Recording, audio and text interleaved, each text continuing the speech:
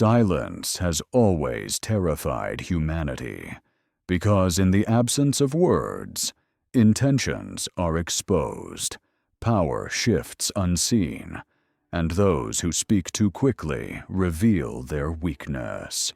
Tonight, imagine a fire burning low in a stone chamber. The flames do not roar. They breathe. Shadows crawl slowly across the walls like memories that refuse to be named. Somewhere beyond the firelight, a man sits wrapped in coarse fabric, hands folded, eyes lowered. He has not spoken in years, yet kings have bent their posture in his presence. Merchants have left his chamber poorer or richer without fully understanding why. Warriors have walked away unsettled, as if something vital had been taken from them without force. History has always misunderstood silence. We confuse it with emptiness, with submission, with fear. But the monks knew better. The diplomats learned the hard way. The great financiers never corrected the misconception. Silence is not the absence of power. Silence is stored power. It is potential energy held so tightly that others begin to project their own fears into the void. In an age addicted to noise, confession, over-explanation, and public vulnerability, the silent man becomes invisible. And what cannot be seen cannot easily be attacked. While others barter with words, he trades with patience. While others rush to fill the air, he lets discomfort do the negotiating for him. This is not a story about muteness. It is a story about restraint, about knowing when not to speak, about how entire fortunes have been made not by brilliant arguments, but by the unbearable pressure of unanswered pauses. The vow of silence was never spiritual theater. It was training. Training to outlast impulse. Training to dominate without display. If this journey into the quiet architecture of power resonates with you, consider supporting this work by liking the video, subscribing to the Echoes of Wealth channel, or offering a small donation to keep these long nights of storytelling alive. Now, settle in. Let the fire burn lower. The first story begins where words fail. The most dangerous person in any room is not the one who speaks the loudest, but the one who can endure silence the longest without flinching. Picture a candlelit hall in late 18th century Europe. Velvet curtains, marble floors, men in powdered wigs and embroidered coats arguing as if history itself were a courtroom drama. Voices overlap, fists strike tables, promises are made loudly so they will sound like convictions. And at the far end of the room, almost forgotten, sits a man who has barely moved for an hour. He does not interrupt. He does not object. He does not clarify. He listens. And slowly, something strange begins to happen. The louder the others become, the more their arguments unravel. Contradictions surface. Desperation leaks into their tone. They begin explaining things no one asked them to explain. They start bargaining against themselves. The silence at the end of the room grows heavier, thicker, almost accusatory. It becomes a presence, an invisible interrogator. This pattern has repeated itself for centuries. In monasteries carved into mountainsides, where monks vowed never to speak again, visitors reported feeling exposed after only minutes. In royal courts, advisors who said the least often lived the longest. In financial negotiations that reshaped empires, The decisive moment was not a speech, but a pause that lasted just long enough for the other side to break. We live in a time that fears quiet more than failure. Silence today is treated as awkward, suspicious, even hostile. We rush to fill it with explanations, apologies, jokes, data, projections. We speak not because we have something to say, but because we cannot tolerate the tension of saying nothing. And in doing so, we surrender leverage without realizing it. Silence is not passive. Silence is pressure. It forces others to reveal themselves. When you speak, you give information. When you remain silent, you take it. The monks understood this long before modern psychology put names to it. They discovered that speech leaks energy. Words drain attention. Opinions bind you to positions you may later regret. So they trained themselves to withhold, to observe, to let others mistake their quiet for emptiness. It was never emptiness.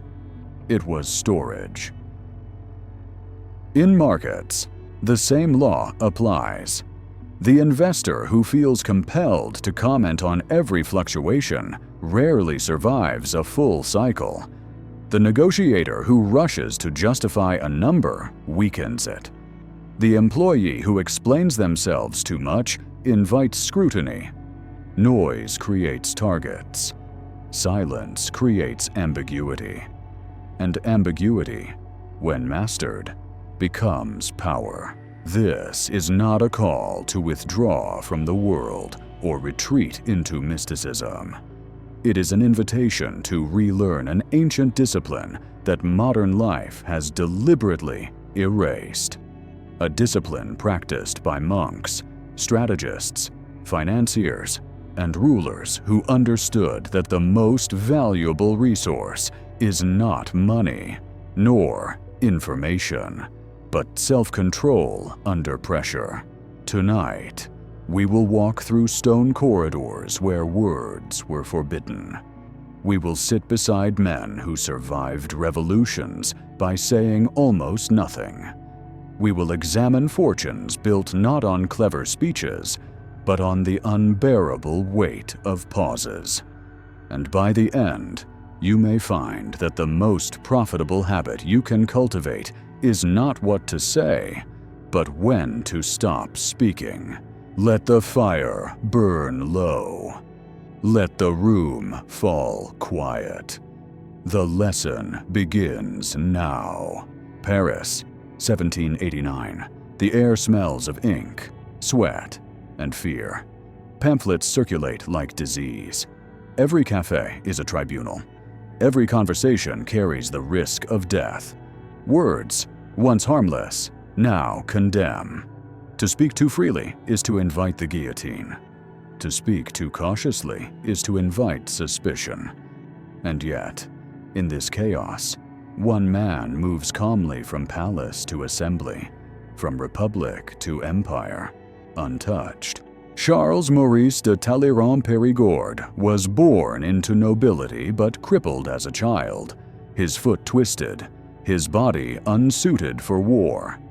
In another era, this would have ended his influence. In this one, it sharpened it. Barred from the military, he entered the clergy, not out of faith, but strategy. From the beginning, Talleyrand learned to survive by observation rather than force. Those who met him often remarked on the same unsettling detail. He listened more than anyone they had ever encountered.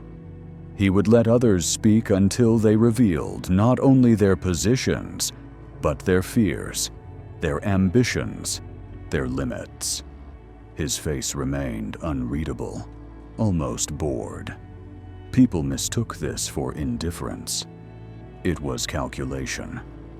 As the French Revolution devoured its own architects, Talleyrand did something no one else managed. He adapted without declaring loyalty. He served the monarchy, then the revolution, then Napoleon, then the restored monarchy again. Each regime believed he was secretly on their side. He never corrected them. He once remarked, quietly, that speech was given to man to disguise his thoughts. The first thing people noticed about Talleyrand was not his limp, nor his powdered hair, nor the fine lace at his cuffs. It was the way he listened, as if your words were a currency you were spending too freely. He had learned this discipline early, long before Europe tore itself apart. Born into one of France's oldest noble families, Charles Maurice de Talleyrand-Périgord entered the world with a defect that would quietly redirect the course of history.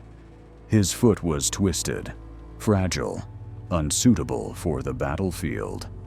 In a society where power flowed from swords and uniforms, this should have made him irrelevant. Instead, it forced him inward. While other boys learned to ride and fight, Talleyrand learned to watch. He learned the posture of men when they lied, the rhythm of speech when fear crept in, the subtle arrogance of those who believed themselves safe.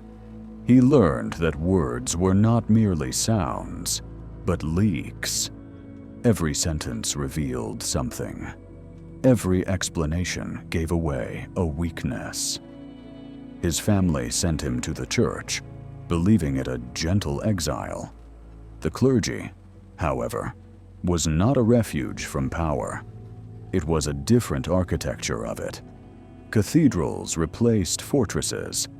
Confessionals replaced interrogations. And silence, not steel, became the sharpest instrument.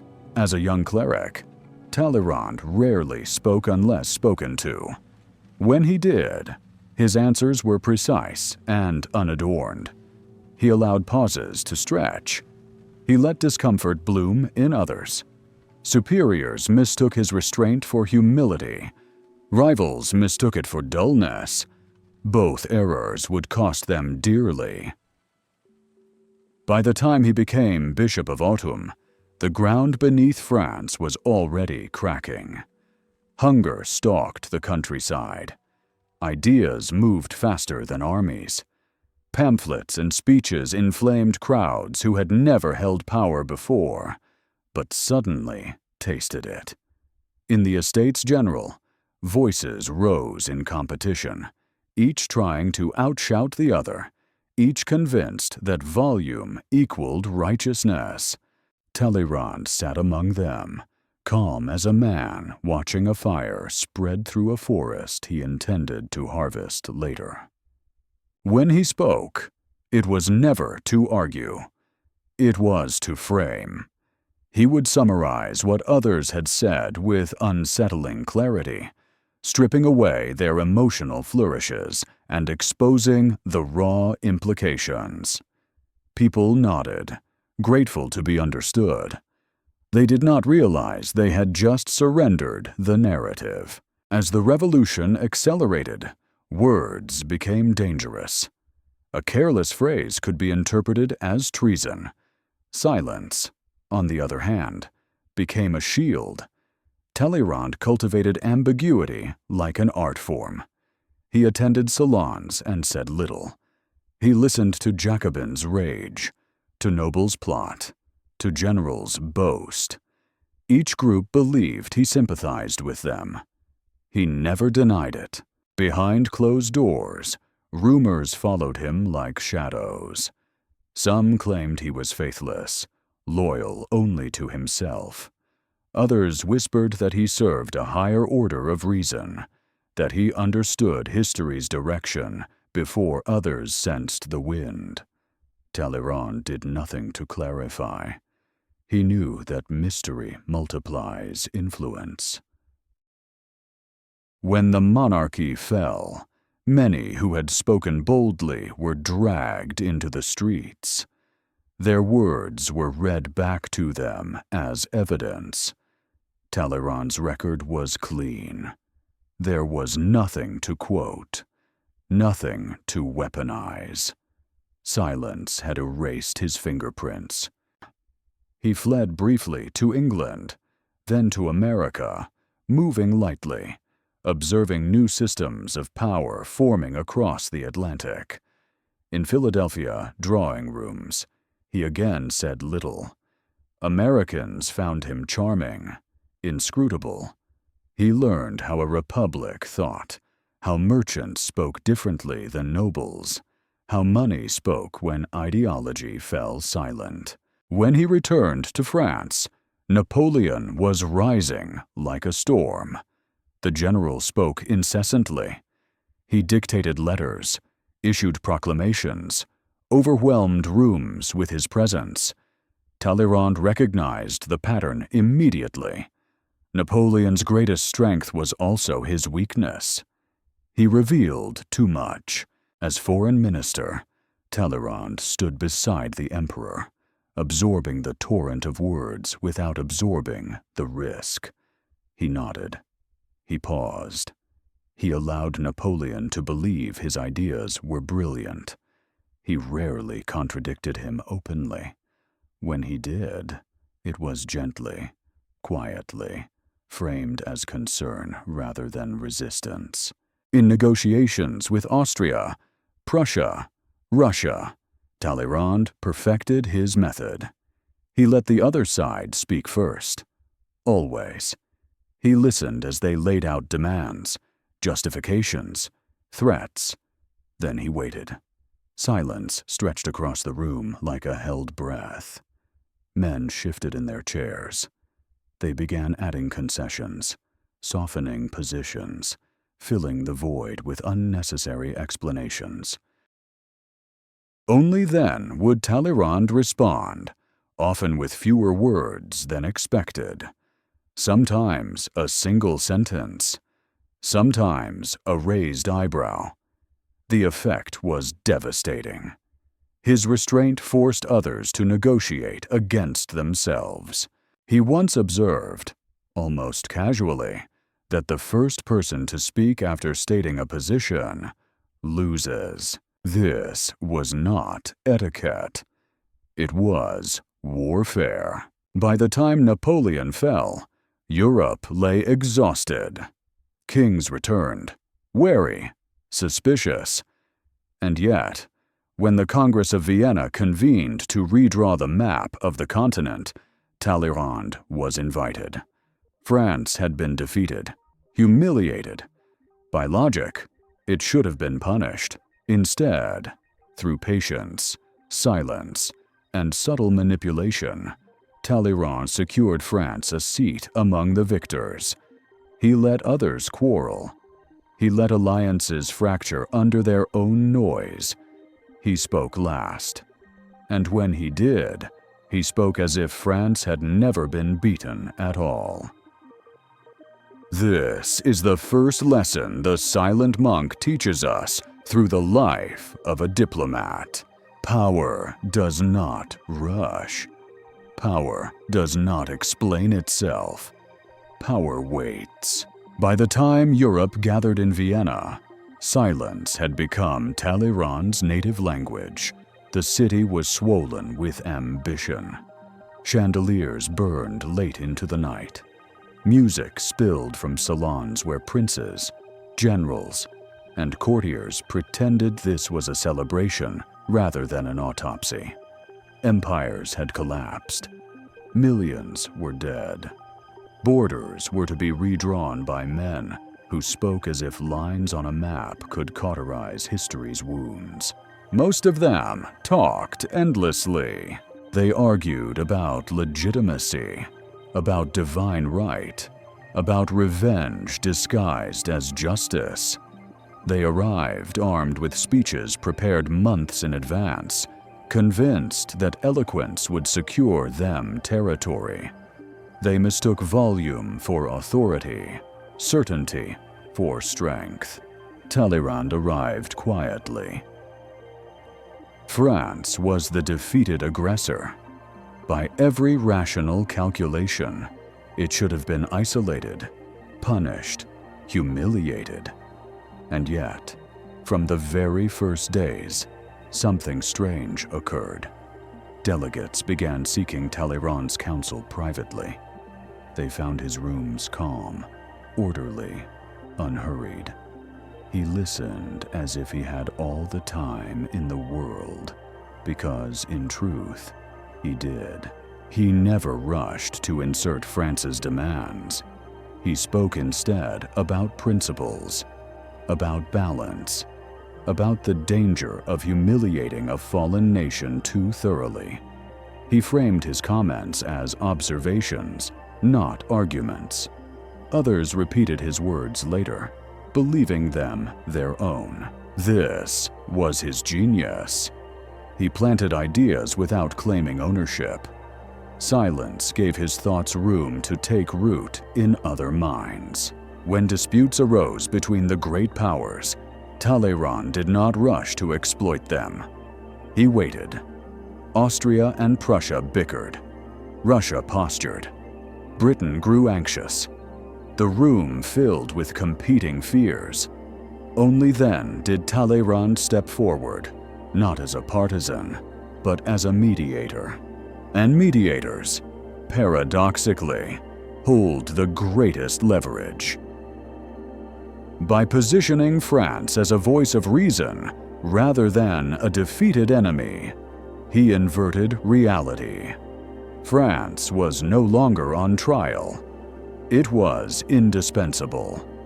The louder others became, the more composed he appeared. Silence polished his credibility. Observers noted that Talleyrand often allowed uncomfortable gaps to stretch during private discussions. He would state a principle, then stop. No justification. No elaboration. The other party, unsettled by the absence of reassurance, would begin negotiating against themselves. They offered compromises before any were requested. They softened demands to avoid appearing unreasonable. Silence made them generous. This same discipline defined his personal life. Talleyrand was rumored to know everything and confess nothing. He cultivated relationships across ideological lines, never fully committing to any. People trusted him because he did not overshare. They assumed depth where there was discretion. They projected loyalty where there was patience. His enemies accused him of cynicism. His allies accused him of duplicity. He accepted both accusations without defense. To defend oneself is to reveal priorities. Talleyrand preferred to remain unreadable. There is a financial law hiding here, one rarely taught because it cannot be packaged or sold easily. Those who speak too much in markets expose their strategy. Those who explain their trades seek validation. Those who announce their intentions invite opposition. The market, like a negotiating partner, listens without mercy. It takes whatever you reveal and uses it against you. The silent investor, by contrast, moves without drawing attention. They observe cycles without commentary. They resist the urge to narrate every decision. When others are euphoric and vocal, they are quiet. When panic fills the air, they do not rush to reassure themselves with words. Silence preserves optionality. Talleyrand understood that once you publicly commit to a position, you become its prisoner. You must defend it even when evidence shifts. You must justify it even when conditions change. Silence keeps doors unlocked. It allows retreat without humiliation and advance without provocation. Napoleon, for all his brilliance, never learned this lesson. He spoke compulsively. He announced intentions. He framed history as a monologue. Talleyrand watched as each proclamation narrowed the emperor's future. When the moment came, he stepped aside without spectacle. Silence again saved him. By the end of his life, Talleyrand had served kings, emperors, and republics. He outlived revolutions that consumed men louder and more righteous than he ever claimed to be. His power did not come from ideology. It came from restraint. This is not cowardice. This is discipline. In finance, in negotiation, in career, the one who can tolerate silence longer than others controls the tempo. They allow emotion to exhaust itself in the room while they remain intact. They understand that pressure does not always come from force. Sometimes it comes from the unbearable weight of unanswered pauses. The silent monk is not absent. He is waiting. There is a moment in every negotiation, every market cycle, every power struggle, when the air changes. It is the moment when one side has said everything it planned to say, and the other side has not yet responded.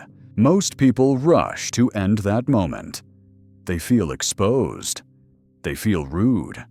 They feel the instinctive panic that silence produces in a social animal trained to equate speech with safety. So, they talk. They clarify.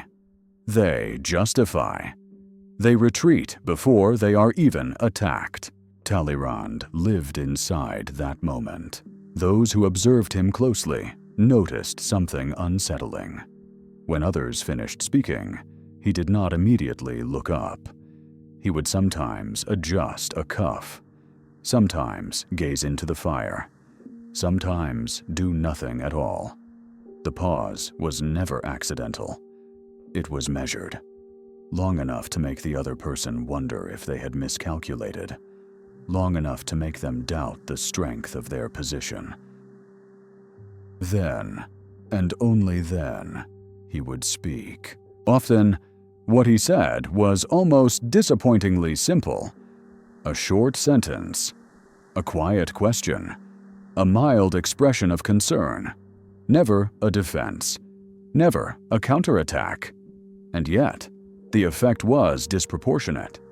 The other side, already weakened by their own nervous explanations, felt the ground shift beneath them. This was not manipulation in the crude sense. It was something older and colder. It was an understanding of human discomfort. Silence forces projection. When no response comes, the mind fills the gap. Doubt rushes in.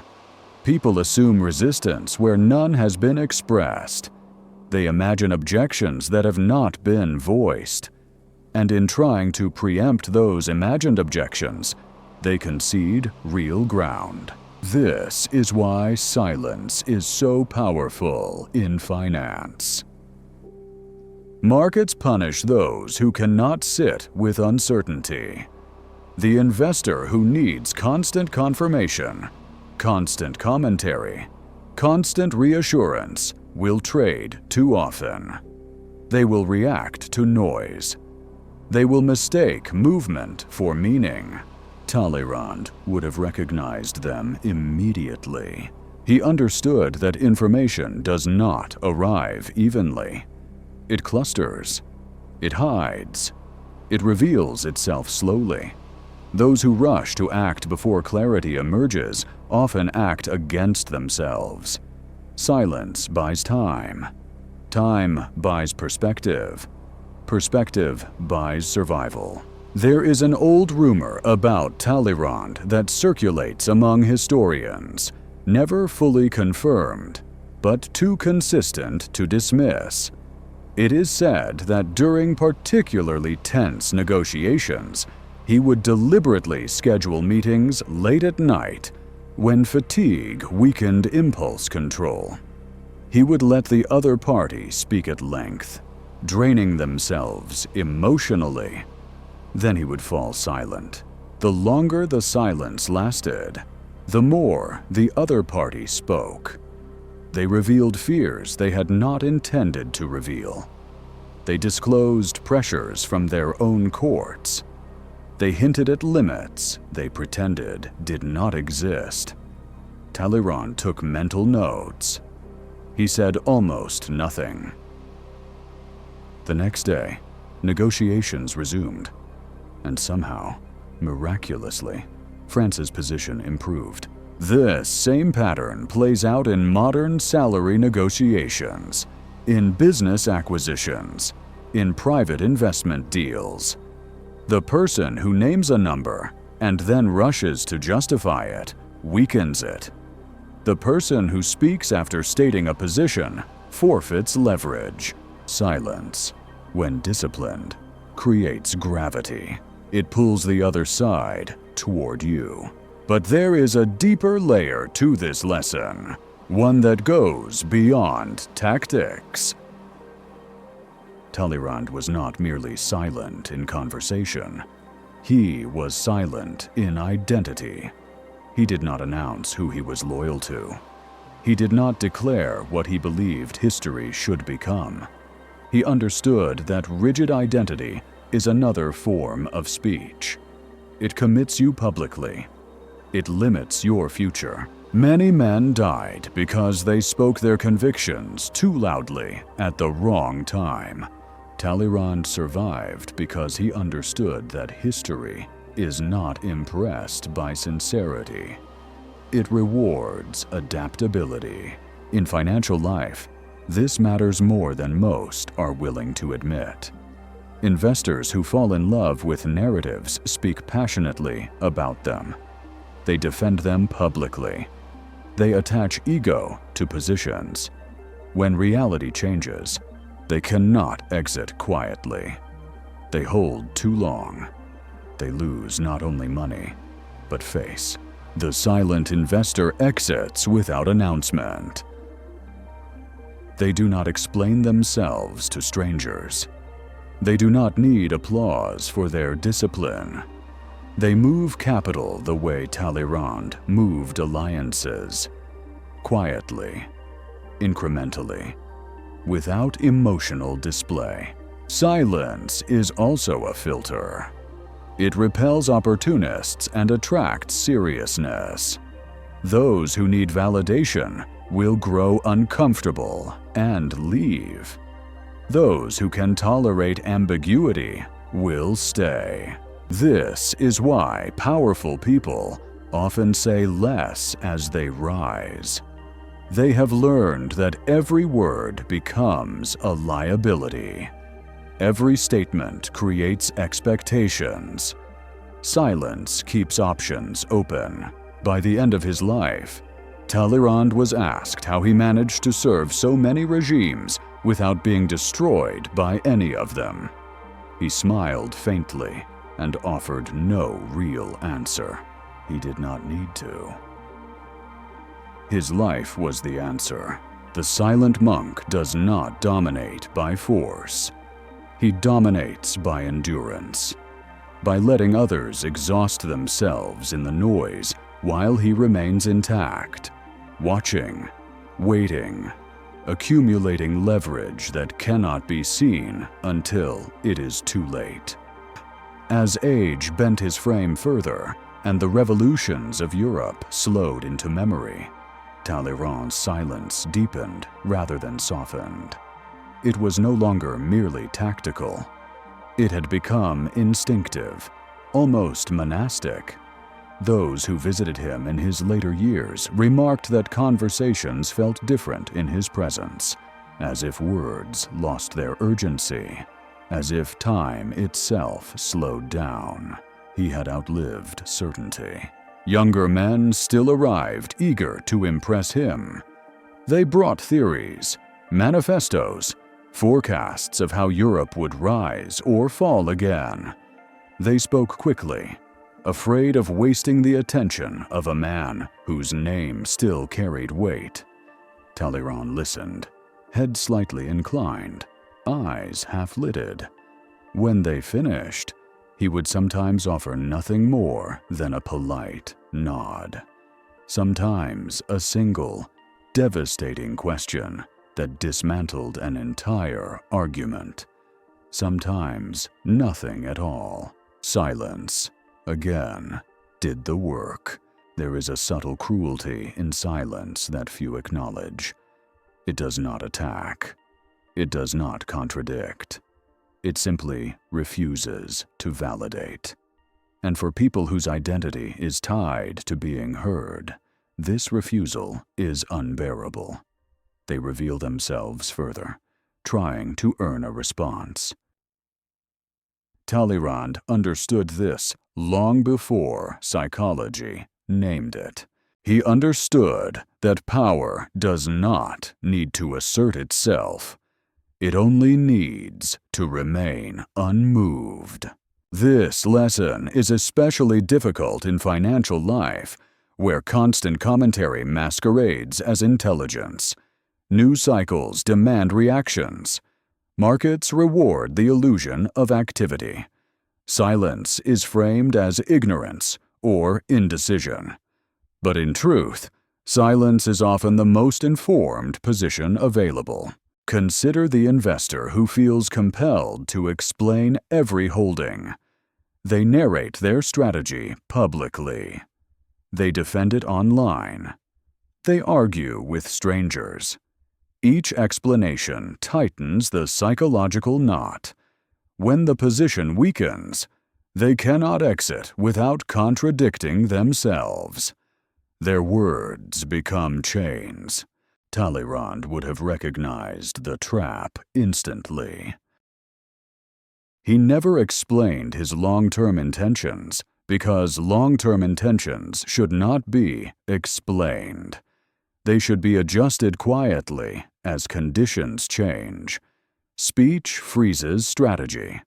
Silence keeps it fluid. There is another rumor about him, darker, less flattering, but revealing. It is said that Talleyrand kept detailed private journals that he never intended to publish. In them, he recorded assessments of people, not events, who spoke too much, who could not endure pauses, who filled silence with bravado, who mistook enthusiasm for strength. He trusted those who spoke carefully. He feared those who spoke passionately. He avoided those who spoke compulsively. In financial partnerships, this distinction is everything. Those who overshare tend to overpromise. Those who explain excessively often lack conviction. Those who are comfortable with silence usually have reserves, whether of capital, patience, or leverage. They do not need immediate agreement because time is on their side. Silence signals surplus. Scarcity speaks. Abundance waits. This is why silence unnerves people raised in environments of instability. Where survival depends on constant signaling, silence feels like danger. Talleyrand, having survived chaos, understood the opposite. Noise was danger. Silence was shelter. During the Restoration, when the Bourbon monarchy returned, many expected Talleyrand to finally be punished. He had served too many masters. He had spoken too little in defense of any single one. And yet, once again, he remained. Why? Because he had never publicly humiliated anyone. He had never forced others into irreversible positions. He had allowed enemies to save face by saying nothing while they spoke themselves into compromises. Silence preserved relationships that words would have destroyed. This is the quiet arithmetic of power. Every harsh statement creates a debt. Every public stance creates an obligation. Silence creates neither. It leaves space for retreat, reconciliation, and recalibration. In markets, this principle separates those who survive decades from those who burn brightly and vanish. The quiet investor does not need to be right loudly. They only need to be right eventually. They do not narrate their patience. They practice it. Talleyrand died in 1838, having seen monarchies fall, empires rise, and ideologies devour their own champions. His reputation remained paradoxical. Some called him a traitor. Others called him the most skilled diplomat Europe ever produced. He never responded to either label. Silence had the final word. The lesson he leaves us is not moral. It is practical. If you want to preserve leverage, reduce explanation. If you want to increase influence, tolerate silence. If you want to survive volatility, stop narrating your intentions. The silent monk does not announce his power. He lets others discover it when it is already too late to resist. Toward the end, when his body finally betrayed him more than history ever could, Talleyrand lay surrounded by the artifacts of a life that had shaped Europe without ever fully revealing itself. Letters sealed but never sent. Notes written in a hand so economical it seemed to conserve ink as carefully as words. Visitors came seeking confession, clarity, or some final explanation that might turn his life into a simple, moral fable. They were disappointed, even on his deathbed. Talleyrand refused to perform sincerity for an audience. A priest once pressed him for repentance, for a public declaration that might redeem his reputation in the eyes of posterity. Talleyrand listened patiently, then replied with faint amusement that he was suffering terribly, not from guilt, but from boredom. It was the last perfect pause of a man who had mastered restraint. What made Talleyrand dangerous was not that he was silent, but that he knew exactly when to speak and when to disappear. His words, when they came, were rare enough to carry weight. His silence, when it settled, carried more. This distinction matters deeply. Silence without discipline is absence. Silence with intention is control.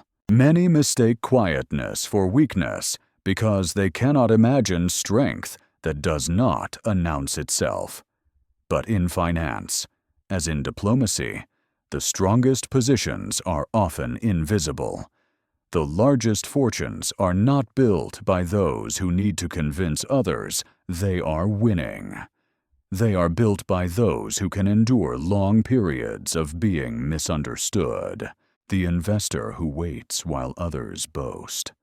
The negotiator who names a price and then stops. The leader who listens long enough for others to reveal their limits.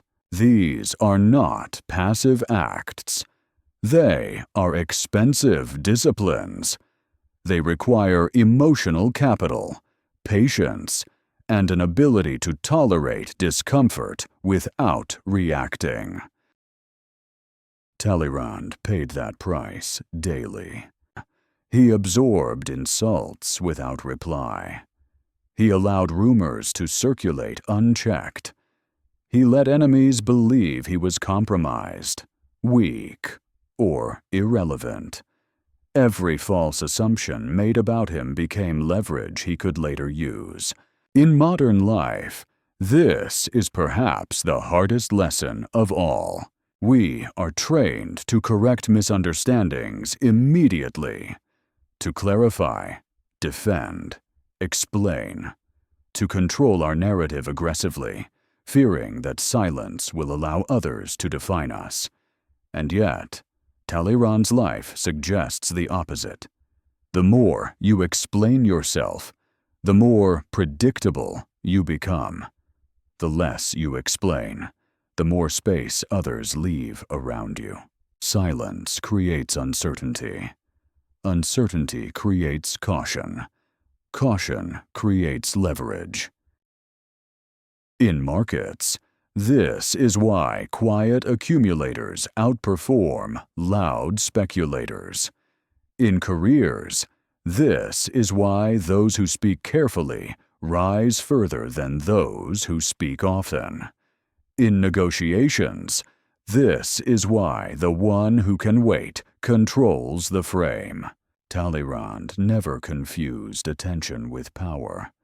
He understood that attention attracts friction, scrutiny, and attack. Silence, by contrast, allows movement without resistance.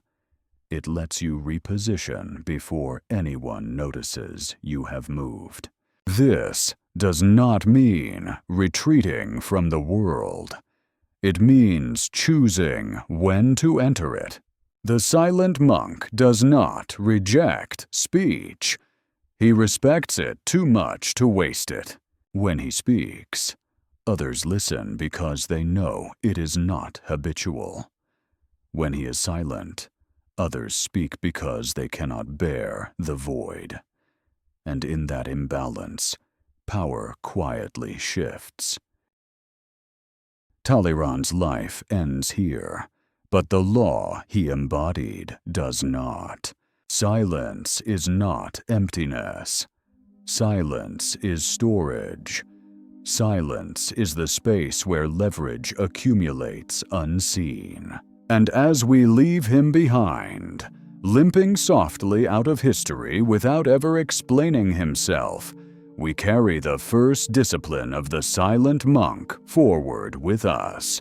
Learn to endure the pause. Before silence became a tactic, before it became leverage, before it became wealth, it was survival. Long before markets existed, before contracts and currencies, there were battlefields where a single word could doom an army. Dust hung in the air. Banners trembled. Men waited for commands that never came. And in that waiting, victory was decided. The earliest accounts of Sun Tzu do not describe a man who spoke often. They describe a man who observed, who waited, who understood that the mind of the enemy collapses long before the body does. He lived in an age of ceaseless war. The spring and autumn period of ancient China was not a philosophical playground. It was a graveyard of states. Kingdoms rose and vanished within a generation. Alliances shifted overnight. Betrayal was expected. Noise was deadly. Generals who announced their intentions did not survive long enough to correct their mistakes. Sun Tzu understood something that most commanders never grasped. The battlefield is not a place of strength. It is a place of uncertainty. And the one who can tolerate uncertainty longer than his enemy controls the outcome. The art of war is often quoted, but rarely read slowly. Its most unsettling passages are not about attack or defense. They are about absence, about withholding information, about creating a void so large that the enemy fills it with fear. "Appear weak when you are strong," he wrote. "Appear far when you are near." These are not tricks. They are psychological laws. Sun Tzu trained his officers to resist the urge to signal. No shouting, no dramatic displays, no unnecessary movement. An army that moves loudly announces not only its position, but its insecurity. Silence, by contrast, forces the enemy to guess. And guessing drains energy. There is a story preserved in fragmented military records, half legend, half doctrine. Sun Tzu faced an enemy force larger than his own. Rather than mobilize visibly, he ordered his troops to remain still. Fires were extinguished. Drums were silenced. Scouts were withdrawn. Days passed. The enemy, expecting an ambush, grew anxious. Supplies dwindled. Morale eroded. Officers argued. Some suspected a trap. Others suspected weakness. No clear signal emerged because silence gives no confirmation. Eventually, the enemy moved first. That was the moment Sun Tzu had been waiting for. In war, as in finance, the first to move under uncertainty often moves against themselves. Sun Tzu's silence was not passive. It was pressure applied through absence. By refusing to clarify, he forced the opposing force to act without information. Their action revealed their fear. Their fear revealed their weakness. This is the myth. But the philosophy beneath it runs deeper. Silence disrupts pattern recognition. The human mind depends on signals. When signals disappear, imagination takes over. And imagination, when fueled by fear, is rarely accurate. People assume worst-case scenarios. They overestimate threats. They retreat prematurely or advance recklessly.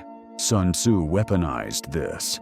He taught that the greatest victory is the one achieved before battle begins.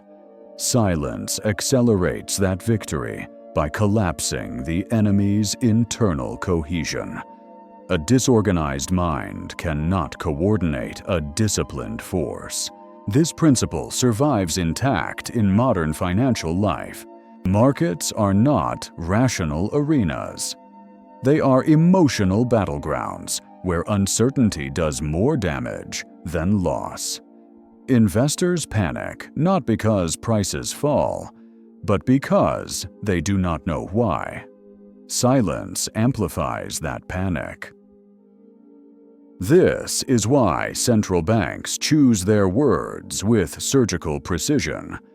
A single sentence can move trillions. An intentional pause can do more than an intervention. Those who control silence control expectations. Those who control expectations control behavior. Sun Tzu would have recognized modern markets instantly. He would have seen traders shouting predictions, broadcasting convictions, narrating every move. He would have known exactly who would lose first. Because those who cannot remain silent reveal their anxiety. And anxiety is expensive.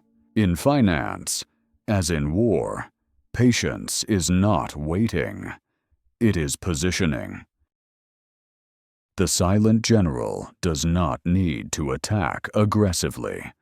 He allows the enemy to exhaust themselves reacting to ghosts. He conserves resources while others waste theirs responding to noise. Silence becomes asymmetric advantage. The investor who waits while others speculate loudly is not inactive. They are conserving capital. They are gathering information without revealing interest. They allow prices to come to them rather than chasing them into traps. Sun Tzu's armies won because they did not fight fair. They fought intelligently. They refused to confirm assumptions. They forced the enemy to reveal intent first. This is the discipline the silent monk inherits. Silence, when sustained, begins to distort time. This was one of Sun Tzu's most unsettling insights. He understood that the longer nothing happens, the more the enemy feels that something must be happening beyond their perception. Stillness becomes suspicious. Quiet becomes threatening. The absence of information becomes heavier than any visible movement. In the camps of his opponents, this distortion took a predictable form. Soldiers whispered. Scouts argued about what they had not seen. Commanders questioned their own intelligence. Plans were revised again and again, each revision weaker than the last. Silence did not merely unsettle the enemy. It turned them inward, against themselves. Sun Tzu observed that armies rarely collapse because of superior force. They collapse because of internal erosion. Doubt spreads faster than fire. And nothing spreads doubt more efficiently than unanswered uncertainty. There is a lesser-known passage attributed to his teachings, often omitted from modern summaries because it sounds too abstract for practical warfare. It states that a general must learn to be unreadable, even to his own men. That clarity, when offered too early, dulls alertness. That too much reassurance breeds complacency. This was not cruelty. It was realism. Sun Tzu believed that discipline flourishes in ambiguity. When soldiers cannot rely on constant instruction, they sharpen their awareness. They move quietly. They conserve energy. They listen. Noise creates dependency. Silence creates competence. This philosophy extended beyond the battlefield into the structure of command itself. Orders were sparse. Signals were minimal. Drums and banners were used only when absolutely necessary. The army became an organism that responded to subtle cues rather than shouted commands. Compare this to armies that relied on spectacle. Trumpets, drums, shouting officers. They looked powerful from a distance, but they were brittle. When signals failed, chaos followed. Sun Tzu's forces, trained in restraint, adapted. This distinction mirrors a deep divide in financial behavior. Some investors rely on constant signals, news alerts, analyst opinions, price movements interpreted as messages. They need noise to function. When noise disappears or contradicts itself, they panic. Others operate differently. They build systems that do not require constant input. They make fewer decisions, but each decision is durable. They do not need to be reassured daily because their strategy does not depend on immediate validation. Sun Tzu would have favored the second type. He taught that the best position is one that remains strong even when cut off from information. A general should assume that communication will fail. A strategy should survive silence. This is why he distrusted elaborate plans. The more complex the design, the more fragile it becomes under uncertainty. Silence strips away illusion. It reveals whether a structure can stand without constant explanation. In one account, Sun Tzu deliberately withheld reconnaissance reports from his officers, not because the information was unimportant, but because he wanted to observe how they reasoned without it. Those who panicked were reassigned. Those who adapted were promoted. Silence, again, was a test. In markets, similar tests occur constantly. Periods of low volatility, long stretches where nothing dramatic happens. These phases are uncomfortable for those addicted to stimulation. They overtrade. They invent narratives. They force action where none is required. The silent investor recognizes these periods for what they are: accumulation zones, testing grounds, opportunities disguised as boredom. Sun Tzu warned against impatience more than he warned against aggression. He saw impatience as a form of fear, a fear of not knowing, a fear of being left behind, a fear of stillness. These fears drive most financial losses. When markets fall, those who cannot tolerate silence demand answers immediately. Why is this happening? When will it stop? What should I do now? They act to relieve anxiety, not to improve outcomes. The silent investor acts differently. They observe. They wait for clarity to emerge naturally. They accept that some questions do not have immediate answers. They preserve capital while others spend it reacting. This is not indifference. It is discipline. Sun Tzu's silence was never empty. It was filled with preparation.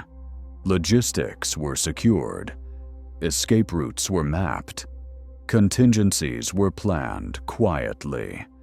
When action finally came, it appeared sudden only to those who had not been paying attention. This is another misunderstood truth. Silence does not mean inactivity. It means invisible activity. In finance, the most important work often happens quietly. Research done without commentary. Capital allocated gradually. Relationships built without publicity. Positions accumulated without announcement. By the time the noise begins, it is often too late to enter safely. Sun Tzu taught that if the enemy knows when you will act, they will prepare. If they do not know whether you will act at all, they cannot. This applies with brutal clarity to negotiation. The party that rushes to respond reveals urgency. The party that waits projects strength. Silence forces the other side to guess how much you need the deal. Guessing weakens their position. Sun Tzu's armies did not rush because rushing reveals fear. They moved when movement became inevitable, and when they did, the enemy was already compromised by their own uncertainty. Silence, sustained long enough, reshapes the battlefield.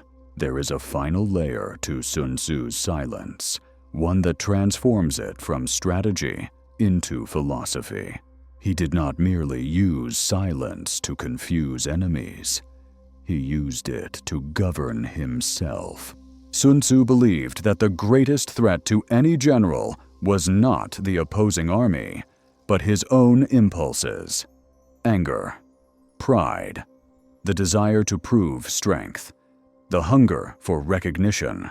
These emotions, once indulged, leaked into behavior. They created patterns the enemy could read. Silence was his method of containment. By speaking less, he felt less compelled to perform. By withholding commentary, he reduced attachment to outcomes. Victory, when it came, was not celebrated loudly. Defeat, when it threatened, was not dramatized. Both were treated as conditions to be managed, not identities to be defended. This is the core of the silent monk's discipline. In finance, Most people do not lose money because they lack information. They lose because they cannot govern themselves. They overreact. They seek validation. They confuse motion with progress. Silence interrupts this cycle. When you do not narrate your trades, you feel less pressure to justify them. When you do not announce your predictions, you feel less need to defend them. When you do not speak about your plans prematurely, you allow them to evolve without ego. Sun Tzu's greatest victories often went unnoticed. There were no grand speeches, no monuments erected in the heat of triumph. The enemy simply withdrew, exhausted, uncertain, fractured. This is the most efficient form of victory. He wrote that if your opponent is temperamental, irritate him. Silence is the purest irritation. It denies emotional feedback. It refuses to escalate. It forces the other side to supply their own drama. Markets behave the same way. Volatility irritates those who need certainty. Sideways movement frustrates those who crave action. Silence in price is often more destabilizing than collapse. It invites speculation. Rumors spread. Weak hands shake themselves out. The patient investor watches this process with the detachment of a general observing an enemy camp dissolve under its own tension. Sun Tzu did not predict markets, but he understood human behavior. And human behavior under uncertainty has not changed. The silent monk applies this understanding ruthlessly. They resist the urge to speak when others panic. They resist the urge to boast when others celebrate. They maintain internal stillness while external noise rises and falls. Silence becomes a form of insulation. There is a reason the most powerful institutions speak sparingly. There is a reason seasoned negotiators allow pauses to stretch. There is a reason wise leaders ask more questions than they answer. They have learned that every word is a commitment. Silence keeps you unbound. Sun Tzu's teachings end not with conquest, but with restraint.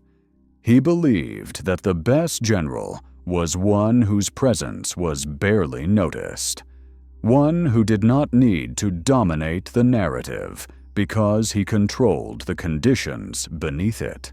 This is the inheritance of the silent monk. Do not rush to speak. Do not rush to act. Do not rush to be seen. Wait until movement is inevitable. Wait until silence has done its work. Then move. In the early 19th century, London was a city that never truly slept, only whispered more quietly at night. Messengers moved through fog-drenched streets. Couriers arrived at private homes long before dawn. Inside candlelit rooms, men stared at ledgers as if the numbers might confess something if watched closely enough. Information was currency now, and whoever received it first could bend the future. But even in this city of rumors and urgency, there was one house where urgency was treated as a weakness. The House of Rothschild. Nathan Mayer Rothschild did not look like the men who ruled markets. He did not shout orders across trading floors. He did not publish opinions. He did not explain himself to the public. His power flowed quietly through corridors, carried by messengers who spoke little and observed everything. The turning point came in 1815, after the Battle of Waterloo. Europe held its breath. For days, No official word arrived in London. The fate of Napoleon was unknown. Markets trembled. Government bonds wavered as traders speculated wildly. Every man with capital felt the pressure to act, to do something, to relieve the agony of not knowing. Nathan Rothschild already knew. Through a private network of couriers and carrier pigeons, he received confirmation of Napoleon's defeat before the British government made its announcement. The knowledge placed him in a position of godlike advantage. One move, one public gesture, could make or destroy fortunes overnight. And yet, he did nothing. At least, nothing visible. Instead of rushing to buy or sell loudly, Rothschild walked calmly into the London Exchange. He positioned himself where others could see him. And then he began to sell British government bonds. Whispers exploded. If Rothschild was selling, something must be wrong. Panic spread faster than fact. Traders followed his lead, dumping bonds in fear that Britain had lost the war. Prices collapsed. Rothschild continued selling quietly, methodically, letting the room fill with dread. He did not explain. He did not reassure. He did not deny the rumors forming around him. Silence did the work. Once prices had fallen far below their true value, Rothschild's agents began buying everything in sight. Not loudly, not publicly, through intermediaries, through distance. By the time the official news arrived confirming Britain's victory, Rothschild controlled a vast portion of the bond market at a fraction of its worth. This was not merely insider information. It was psychological mastery. The crowd spoke itself into ruin. Rothschild let them. This is the myth that survives, though historians still debate details. But the deeper truth is undisputed. Rothschild understood that information alone is not power.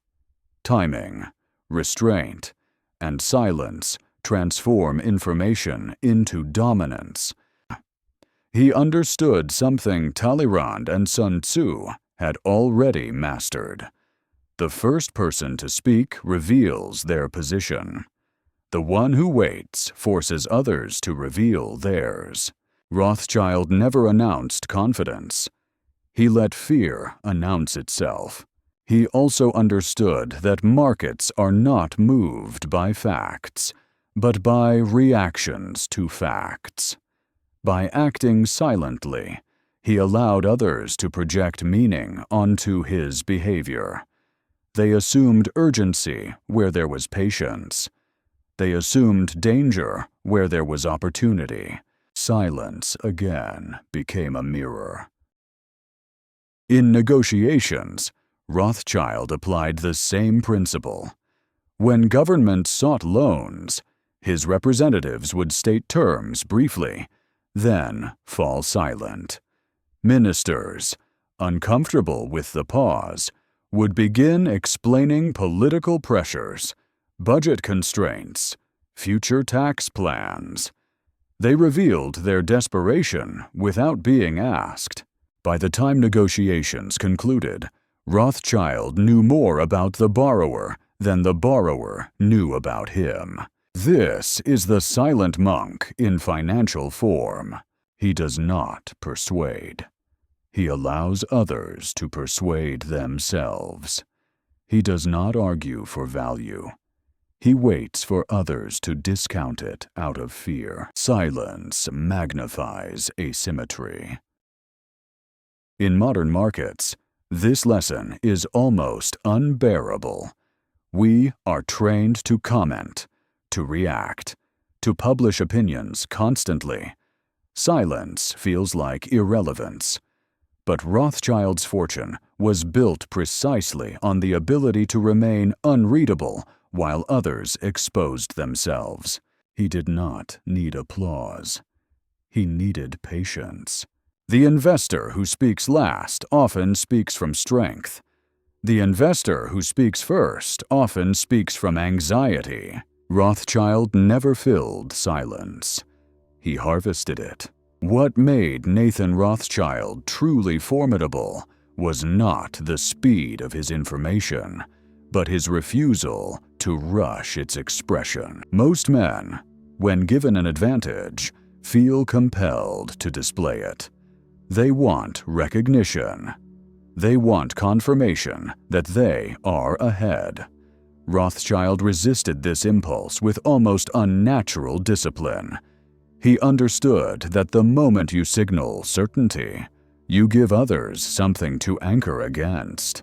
Silence leaves nothing to anchor to.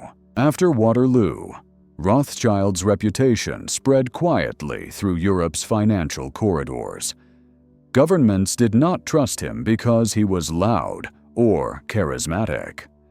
They trusted him because he was opaque. When they sat across from his envoys, they could not read their reactions. There were no emotional cues to exploit, no eagerness to borrow against. This unnerved ministers accustomed to bargaining with theatrical displays of urgency. In private meetings, Rothschild's agents often allowed long pauses to form after stating terms, not as intimidation, but as invitation. An invitation for the other side to speak. And they always did. They spoke of political instability, of fragile coalitions, of looming unrest. They spoke of risks they hoped the banker had not considered. Rothschild considered them all. He simply did not say so. This practice revealed something deeper than negotiation skill. It revealed a philosophy of capital. Rothschild believed that money should move like water, not like fire. Fire announces itself. It burns brightly and consumes oxygen. Water flows quietly, shaping terrain over time, eroding obstacles without spectacle. Silence was the channel through which his capital flowed. He avoided public positions not because he lacked conviction, but because public conviction is expensive.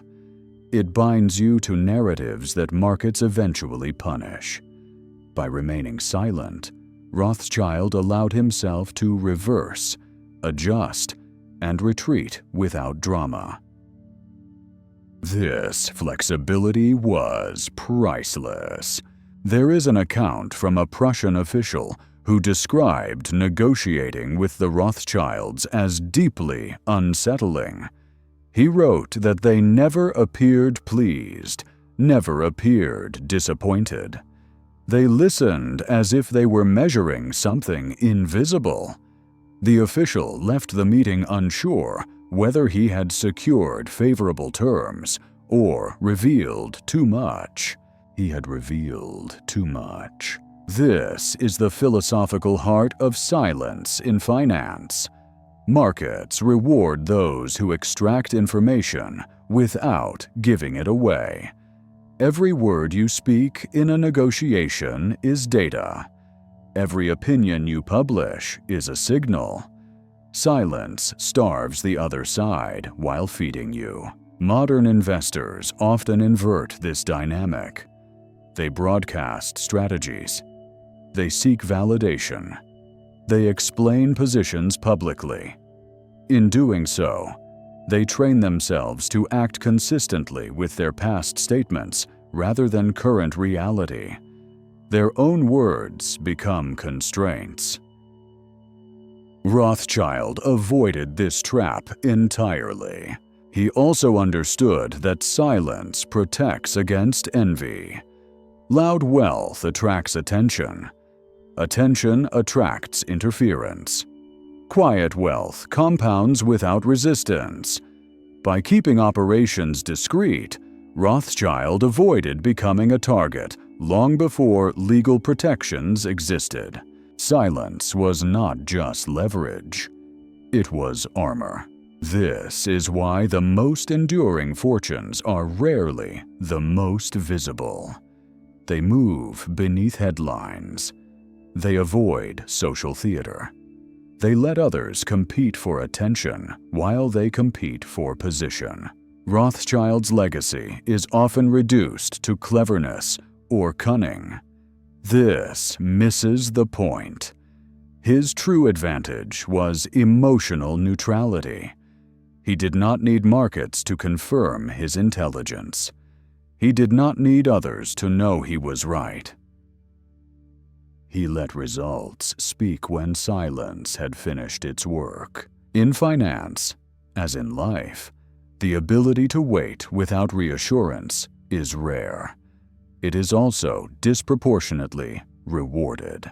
As Nathan Rothschild grew older, his silence became institutional. It was no longer merely a personal trait. It was embedded into the architecture of his empire. Clerks were trained to speak only when necessary. Messengers delivered facts without interpretation. Agents negotiated without emotion. The house functioned like a monastery of capital, disciplined, restrained, inwardly powerful. Visitors often remarked that Rothschild meetings felt strangely anticlimactic. There were no grand declarations, no theatrical persuasion, just brief exchanges followed by pauses long enough to make even seasoned ministers uneasy. The discomfort was intentional. Rothschild understood that most people will sacrifice advantage simply to escape uncertainty. Silence created that uncertainty. He also understood something even more unsettling. Silence allows you to remain underestimated. Those who speak eloquently are assumed to be clever. Those who speak sparingly are often dismissed as unremarkable. Rothschild accepted this misjudgment gladly. While others debated ideology and morality, he focused on structure, flow, and timing. This discipline extended to crisis. During panics, Rothschild did not rush to reassure markets. Reassurance invites scrutiny. It invites questions. It invites dependence. Instead, he remained quiet, allowing fear to exhaust itself. Only when prices reflected maximum pessimism did his capital move decisively. This patience was mistaken for hesitation by those who did not understand it. In truth, Rothschild moved only when movement was asymmetrically favorable. Silence preserved that asymmetry. There is a letter attributed to one of his sons that captures this ethos perfectly. He wrote that their father taught them never to explain why they wanted something, only whether they wanted it. Explanation, he believed, turned negotiation into confession. This belief runs counter to modern instinct. Today, we are trained to justify everything: our spending, our investments, our career moves, our opinions. We narrate our lives continuously, hoping that clarity will protect us. Rothschild knew better. Clarity exposes. Ambiguity protects. In markets, those who explain too much invite opposition. Those who explain too little invite caution. And caution, when it spreads, bends outcomes. Rothschild also avoided one of the most common traps of wealth. He did not seek moral vindication. He did not frame his success as righteousness. He did not attempt to educate the masses. Those who do often reveal insecurity. Silence allowed him to operate without resentment, following him like a shadow. His fortune did not rely on secrecy alone. It relied on restraint, on knowing that every word spoken reduces future flexibility. This is the final financial lesson of the silent monk in Rothschild's life. Do not rush to correct misconceptions. Do not rush to explain success. Do not rush to speak when silence still works. Let others speak. Let others guess. Let others act first. By the time clarity arrives, your position should already be secure. Rothschild died wealthy, powerful, and largely misunderstood. He never corrected the myths surrounding him. He allowed history to argue with itself. Silence, once again, had the final word. High in the mountains, far from markets and courts, there existed another kind of power that most rulers never understood. Stone walls, cold air, narrow windows that admitted light but not distraction. Men in rough habits moved slowly through corridors worn smooth by centuries of footsteps. Here, no one argued, no one persuaded, no one explained themselves. Speech was rationed like food during famine. The vow of silence was not an act of piety alone. It was a technology. The Trappists, the Benedictines, the Carthusians, and the Cistercians all practiced variations of sacred silence. Outsiders imagined these monks as renunciants fleeing the world. In reality, they were engineers of attention. They understood something that modern psychology would rediscover centuries later. Every word costs energy. Every conversation fragments the mind. By removing speech, they removed leakage. A Carthusian monastery was so quiet that visitors reported hearing their own heartbeat after only a few minutes. Some described it as peaceful. Others described it as terrifying. The silence stripped away mental noise. Thoughts that normally hid behind chatter surfaced without mercy. The monks knew this would happen. That was the point. They believed that the human mind, left undisturbed, reveals its true priorities. Speech interrupts that process. It allows avoidance. It allows performance. Silence forces confrontation. But there was also a practical outcome. Monasteries became some of the most productive economic units in medieval Europe. They drained swamps, cleared forests, developed agriculture, brewing, viticulture, and medicine. They kept records with obsessive precision. They outperformed surrounding villages despite owning less, consuming less, and speaking less. Silence conserved energy, and conserved energy compounds. A Benedictine rule stated that unnecessary speech was a form of spiritual waste. The monks did not frame it as morality. They framed it as discipline. Just as fasting preserved bodily strength, silence preserved mental strength. They observed that men who spoke frequently tired faster. Their focus fractured. Their emotions spiked and crashed. Men who spoke rarely worked longer, thought more clearly, and made fewer errors. Silence stabilized the nervous system. There is a lesser-known account from a visiting noble who stayed briefly at a Cistercian abbey. He complained in his letters that the monks seemed to accomplish more in half a day than his entire estate managed in a week. He noted that no one wasted time debating methods or justifying decisions. Work simply began and ended without commentary. This unnerved him. He was accustomed to power expressed through command and explanation. Here, authority flowed without words. Tasks were understood. Roles were clear. Silence did not create confusion. It eliminated it. The philosophy beneath this was simple and brutal. Speech creates friction. Silence creates flow. The monks believed that when words are scarce, they regain weight. Instructions were brief because they had to be. Corrections were rare, therefore respected. When the abbot spoke, no one doubted that it mattered.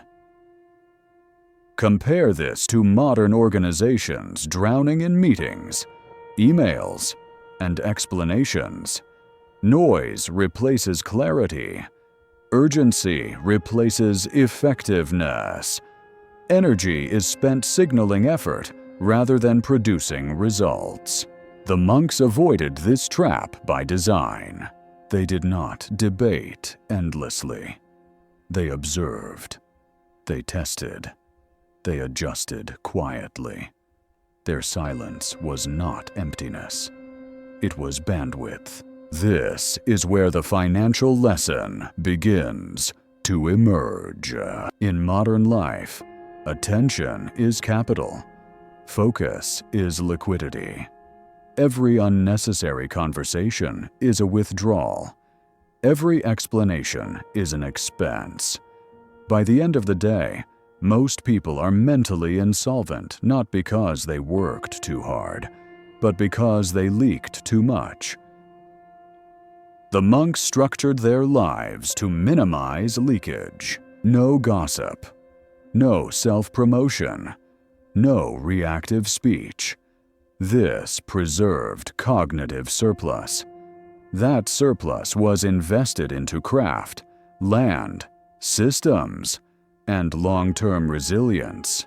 They did not call it productivity. They called it order. And order, when sustained long enough, becomes wealth. Silence allowed them to delay gratification naturally. Without constant stimulation, impulse weakened. Patience strengthened. Work extended beyond seasons into generations. A monastery could plan for decades because it was not distracted by noise. This is the forgotten economics of silence. Energy saved today compounds tomorrow. Attention preserved becomes strategic advantage. Speech restrained becomes authority. The silent monk here is not hiding from the world. He is conserving himself for it. What the monks discovered, slowly and without theory, was that silence reorganizes time. In the cloister, hours were not divided by conversation, but by bells. The bell rang, and the body moved. It rang again, and the body stopped. No debate. No negotiation with impulse. The absence of speech removed friction between intention and action. Life became mechanical in the highest sense of the word. Efficient. Predictable. Sustainable. Visitors from the outside world often misunderstood this. They assumed silence made life dull. In truth, it made it precise. Without constant verbal stimulation, monks reported that tasks expanded and contracted naturally. Work done in silence seemed to take less effort, not because it was easier, but because the mind was not split. There was no internal narration, no background commentary draining attention, just movement, repetition, completion, This produced an unexpected surplus. The surplus was not time. It was clarity. With clarity came foresight. Monasteries became famous for their long memory. They tracked weather patterns, crop yields, animal behavior. They adjusted slowly, deliberately. While surrounding villages reacted year by year, monasteries planned across decades. Silence lengthened their planning horizon. This is a crucial economic insight. Noise compresses time. Silence expands it. In modern finance, most people live compressed. News cycles shorten perception. Daily fluctuations feel existential. Short-term emotion overrides long-term logic. Silence restores distance. Distance restores judgment. The monks did not need quarterly results. Their system rewarded continuity, not excitement. And because they spoke so little, there was little pressure to perform or justify. Work was done because it needed to be done, not because it needed to be seen. This is how quiet systems outperform loud ones. A monastery did not collapse because a single harvest failed. It had reserves, not just of grain, but of discipline. Silence had trained patience into the structure itself. Panic had nowhere to attach. This resilience attracted power. Kings, nobles, and merchants entrusted monasteries with land, gold, and records. Not because monks promised returns, but because they radiated stability. Silence signaled trustworthiness. A place where nothing was said unnecessarily was assumed to be a place where nothing was stolen casually. This assumption proved mostly correct.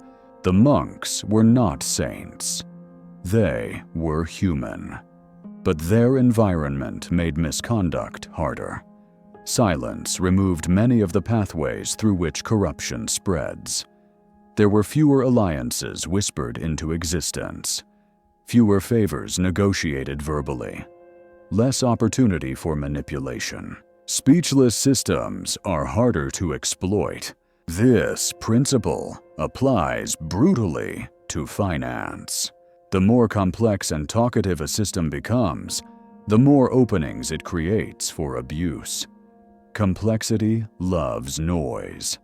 Silence simplifies. Simplicity resists decay. This is why the monks insisted on repetitive routines. Why they copied texts by hand even when printing became available. Why they resisted innovation until it had proven itself across generations. Silence slowed adoption, but increased survival.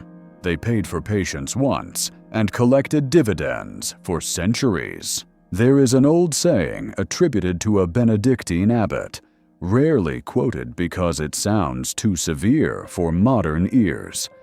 He said that a monk who speaks without necessity steals time from God.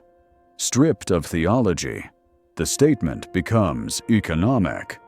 A monk who speaks without necessity steals time from the system. Time is the only non-renewable asset. Modern life encourages us to steal from ourselves constantly. Meetings without purpose, conversations without outcome, explanations without demand. By the end of the day, attention is exhausted, but little of substance has been built. The monks structured silence to prevent this theft. They did not seek efficiency through speed. They sought it through conservation. Energy saved became energy invested. Over years, that investment compounded into expertise, infrastructure, and quiet dominance. This is why monasteries survived plagues, wars, and regime changes that destroyed louder institutions. Silence insulated them from volatility. They did not need to react quickly because they had prepared deeply. In financial terms, silence created margin of safety. A margin not measured in money alone, but in calm, in decision quality, in resistance to panic. The silent monk here teaches a lesson most modern systems refuse to learn. You do not need more effort. You need fewer leaks. Silence plugs the leaks. There is a final misconception about the monks that must be corrected. Their silence was not withdrawal. It was concentration. From the outside, the cloister looked like retreat from power. From the inside, it was a machine designed to refine it. Silence stripped away impulse until only intention remained. Over time, intention hardened into habit, habit into system, system into quiet dominance. The monks understood something modern institutions struggle to accept. You cannot optimize what you constantly explain. Explanation is friction. Silence allows processes to run uninterrupted long enough to reveal their true shape. This is why monastic rules were rarely debated once established. Debate consumes energy without producing grain. The rule existed to remove decision-making from daily life. Less talking meant fewer choices. Fewer choices meant less fatigue. Less fatigue meant steadier output. The economics of this are ruthless. Every decision costs. Every word taxes attention. The monks built an environment where those costs were minimized. The result was surplus, not through aggression, but through restraint. Consider how monasteries handled conflict. Disputes were not argued publicly. Speech was limited. Accusations were rare and formal. The lack of conversational channels prevented grievances from multiplying. Small frictions died quietly instead of metastasizing into factions. Silence reduced internal volatility. In modern organizations, volatility is fueled by talk. Meetings generate politics. Politics generate resentment. Resentment generates distraction. Distraction drains productivity. The monks short-circuited this entire chain by starving it of oxygen.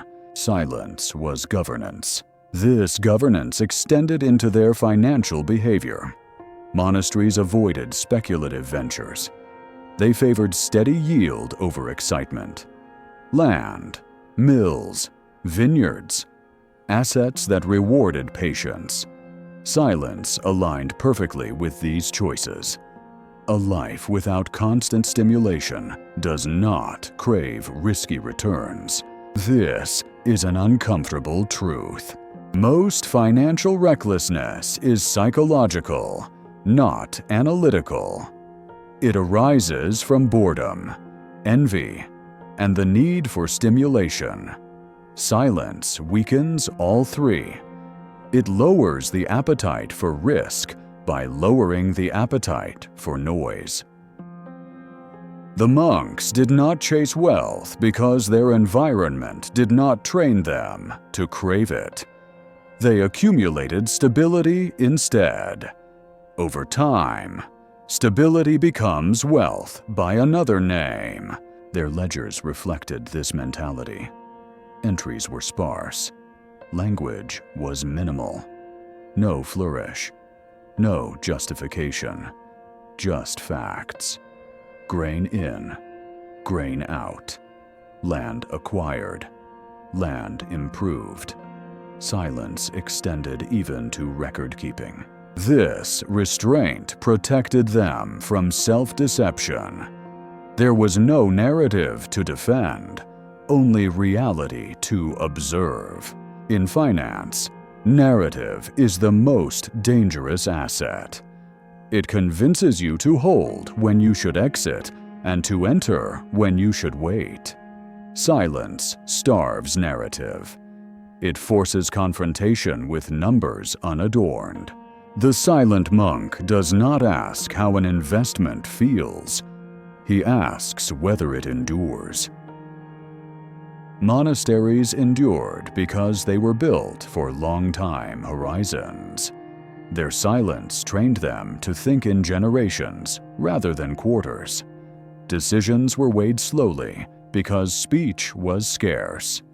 When words are rare, they are chosen carefully.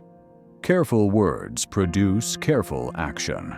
This is why silence produces wisdom disproportionately. Wisdom is not intelligence. It is judgment under uncertainty. Silence creates the internal conditions for judgment to mature. The final economic lesson of the cloister is this: if you want to build something that survives volatility, reduce noise before you increase effort. Conserve energy before you seek growth. Train silence before you train strategy. Because silence is not the absence of action. It is the preservation of capacity. The silent monk does not rush because he has learned that most losses occur not from lack of opportunity, but from exhaustion. Silence keeps him rested. In 17th century England, while merchants argued themselves hoarse in crowded halls and marketplaces rang with bargaining cries, a small group of men conducted business in near silence. They were called Quakers. They did not dress to impress. They did not flatter. They did not negotiate the way others understood negotiation. They did not raise their voices, did not exaggerate quality, did not pretend scarcity. And most unsettling of all, they refused to haggle. To a world built on persuasion and performance, this behavior looked naive, almost foolish. It was neither. The Quakers believed that words, when used to manipulate price, corrupted both buyer and seller. They believed that truth did not need decoration. So when they named a price, they named it once. Then they stopped speaking. No justification, no defense, no counter-offer. If the buyer hesitated, the Quaker waited. If the buyer argued, the Quaker listened. If the buyer walked away, the Quaker did not chase. This silence did something extraordinary. It removed the theater. In traditional markets, negotiation is a dance of insecurity. Both sides perform confidence while secretly fearing loss. The Quaker refusal to perform collapsed this dance instantly. There was no emotional leverage to exploit, no enthusiasm to mirror, no desperation to sense, only stillness. Buyers reported feeling strangely disarmed. Accustomed to pushing, they found nothing to push against. Accustomed to reading tells, they found none. The Quaker merchant did not react to hesitation or pressure. He simply remained present, attentive, unmoved. Silence again became pressure. Over time, something remarkable happened. Quaker merchants developed reputations that preceded them. Their goods were trusted without inspection. Their prices were accepted without argument. Their word became collateral. In a world where fraud was common and contracts were weak, trust was more valuable than gold. Quakers became dominant in industries that required long-term credibility: banking, shipping, insurance, pharmaceuticals, chocolate. Names that would later become empires began quietly here, built not on persuasion, but on restraint. Barclays, Lloyd's, Cadbury. They did not grow quickly. They grew steadily. Silence filtered their clients. Those who wanted games went elsewhere. Those who wanted reliability stayed. This is the philosophical core of their power. Silence repels opportunists. Silence attracts seriousness. Quaker meetings themselves reflected this ethic. They sat together without a speaker. Anyone could speak, but only when moved by necessity. Long silences were common. Words were not encouraged. They were earned. This trained an entire culture to treat speech as cost, not entitlement. That training carried directly into business. A Quaker merchant did not overpromise because he did not speak casually. He did not exaggerate because exaggeration required energy he refused to spend. His silence made his rare words credible. In financial terms, this created pricing power. Pricing power does not come from convincing others. It comes from being believed. And belief emerges naturally when someone is willing to lose the deal rather than compromise integrity. The Quaker merchant could walk away because his silence insulated him from fear of rejection. He did not equate acceptance with worth. This emotional independence reversed the usual negotiation dynamic. Buyers sensed it immediately. Silence signaled abundance. In modern markets, we have inverted this entirely. Sellers plead. Brands shout. Discounts multiply. Words flood every channel in an attempt to manufacture urgency. Trust erodes as noise increases. The Quakers moved in the opposite direction. They limited words, and trust accumulated. Their silence was not aloofness. It was commitment. A commitment to let reality speak louder than persuasion. If the product was good, it would endure scrutiny. If the price was fair, it would stand without defense. This ethic also protected them during crises. When markets panicked, Quaker firms did not rush to reassure with speeches. They honored commitments quietly. They delivered when others defaulted. Silence again proved stronger than rhetoric. Over generations, this compounded. Trust compounds faster than capital when preserved long enough. The silent monk appears here not as a strategist or banker, but as a merchant who understood something timeless. If you speak too much, you weaken your price. If you explain too much, you cheapen your word. If you remain silent, you allow trust to do the work. The Quakers did not win markets by out-arguing competitors. They outlasted them.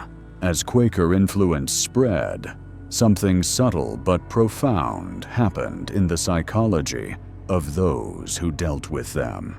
People began to feel ashamed of bargaining, not because it was forbidden, but because it felt unnecessary. The Quaker merchant did not resist negotiation aggressively. He simply did not participate in it. And in that absence, The buyer confronted something uncomfortable. Their own impulse to extract advantage. Silence became a mirror. In conventional trade, haggling allows both sides to save face. One pretends to concede. The other pretends to win. The Quaker refusal to engage stripped away this ritual. If the price felt wrong, the buyer had to walk away openly. There was no performance to hide behind. Many could not. They sensed that walking away was not a victory, but a statement about their own values. And so they stayed. They paid the price. And afterward, they noticed something unexpected. There was no lingering resentment, no suspicion, no feeling of having been manipulated. The silence had cleansed the transaction. This effect accumulated quietly over years. Customers returned not because prices were lower, but because transactions were lighter. They carried less emotional residue. In a time when trust was fragile and legal enforcement weak, emotional clarity mattered enormously. Quakers understood that every transaction is also a psychological exchange. If one side feels coerced, the relationship decays. If both sides feel respected, the relationship compounds. Silence ensured respect. There are records of Quaker merchants refusing highly profitable deals because the other party pushed too hard. They did not argue. They did not lecture. They simply withdrew. The refusal itself carried weight because it was rare and unadorned. This taught the market something. If a Quaker walked away, it was not because he was offended. It was because the deal was wrong. That reputation made future negotiations shorter, calmer, and more favorable. Silence trained the market. This is an advanced form of pricing power rarely discussed today. Most people think pricing power comes from monopoly or brand dominance. In reality, it often comes from emotional independence, the ability to lose the deal without distress. Silence signals that independence more convincingly than any statement ever could. In finance, this principle applies directly. The investor who needs every trade to work is loud. They seek reassurance. They chase. They explain. The investor who can wait indefinitely is quiet. They do not negotiate with the market. They state conditions and wait. Markets sense this difference. Prices move to meet patient capital. They punish impatient capital. Quaker silence also protected them from bubbles. When speculative manias swept through England, Quaker firms were often conspicuously absent, not because they lacked awareness, but because the noise repelled them. Excessive talk was a warning signal. The louder the excitement, the thinner the margin of safety. They did not condemn speculation publicly. They simply did not participate. Silence again was filtration. Those who mocked their restraint during booms later sought their stability during busts. The Quakers did not gloat. They did not explain. They absorbed assets quietly at fair prices when others needed liquidity. This cycle repeated. Over time, their firms became anchors in turbulent markets. Not because they promised certainty, but because they embodied it. There is a story passed down in Quaker records of a merchant who, during a severe downturn, was asked why he was not worried. He replied simply that he had not promised himself more than the world could give. He said nothing else. That sentence carries the entire philosophy. Silence keeps expectations realistic. Noise inflates them. Inflated expectations create fragility. Silence preserves resilience. In modern life, where persuasion has become an industry and attention a battlefield, the Quaker lesson feels almost subversive. Speak less. Set terms once. Let silence test sincerity.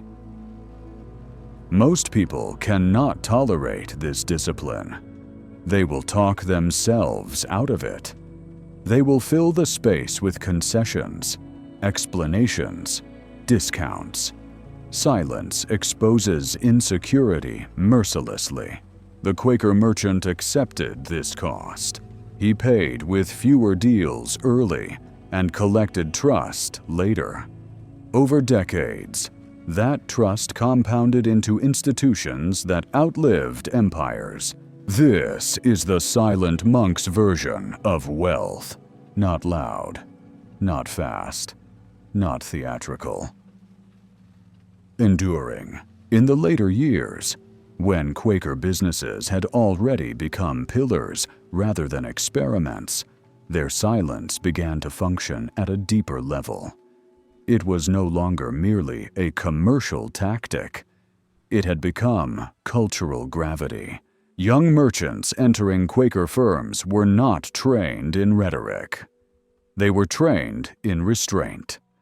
They learned early that the most dangerous moment in any transaction was the urge to speak after a price had been named.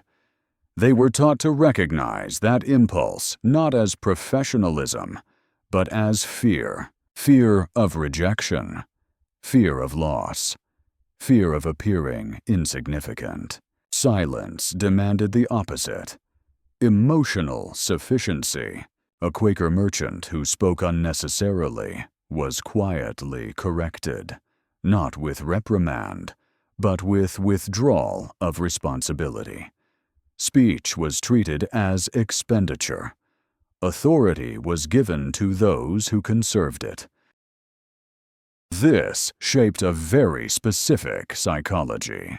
Quakers became known for their calm under pressure.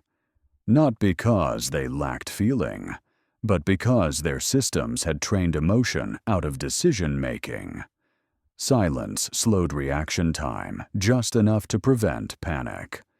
That pause protected capital more effectively than any hedge.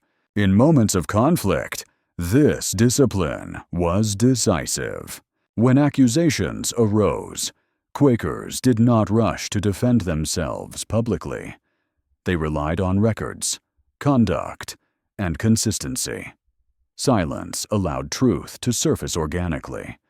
Those who accused loudly often lost credibility over time.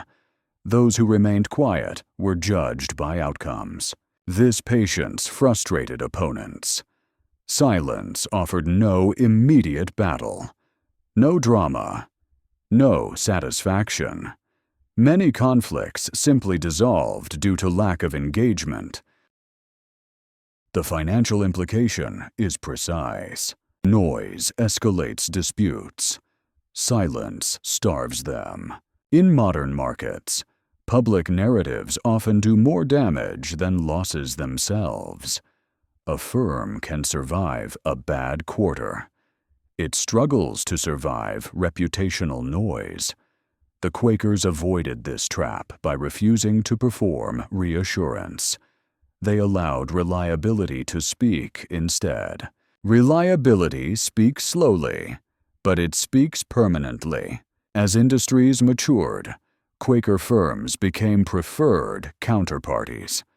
Not because they offered the best terms, but because they reduced uncertainty. In finance, reducing uncertainty is often more valuable than increasing returns.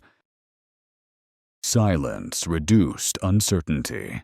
A counterparty who does not oversell is assumed to have reserves. A firm that does not explain excessively is assumed to be stable.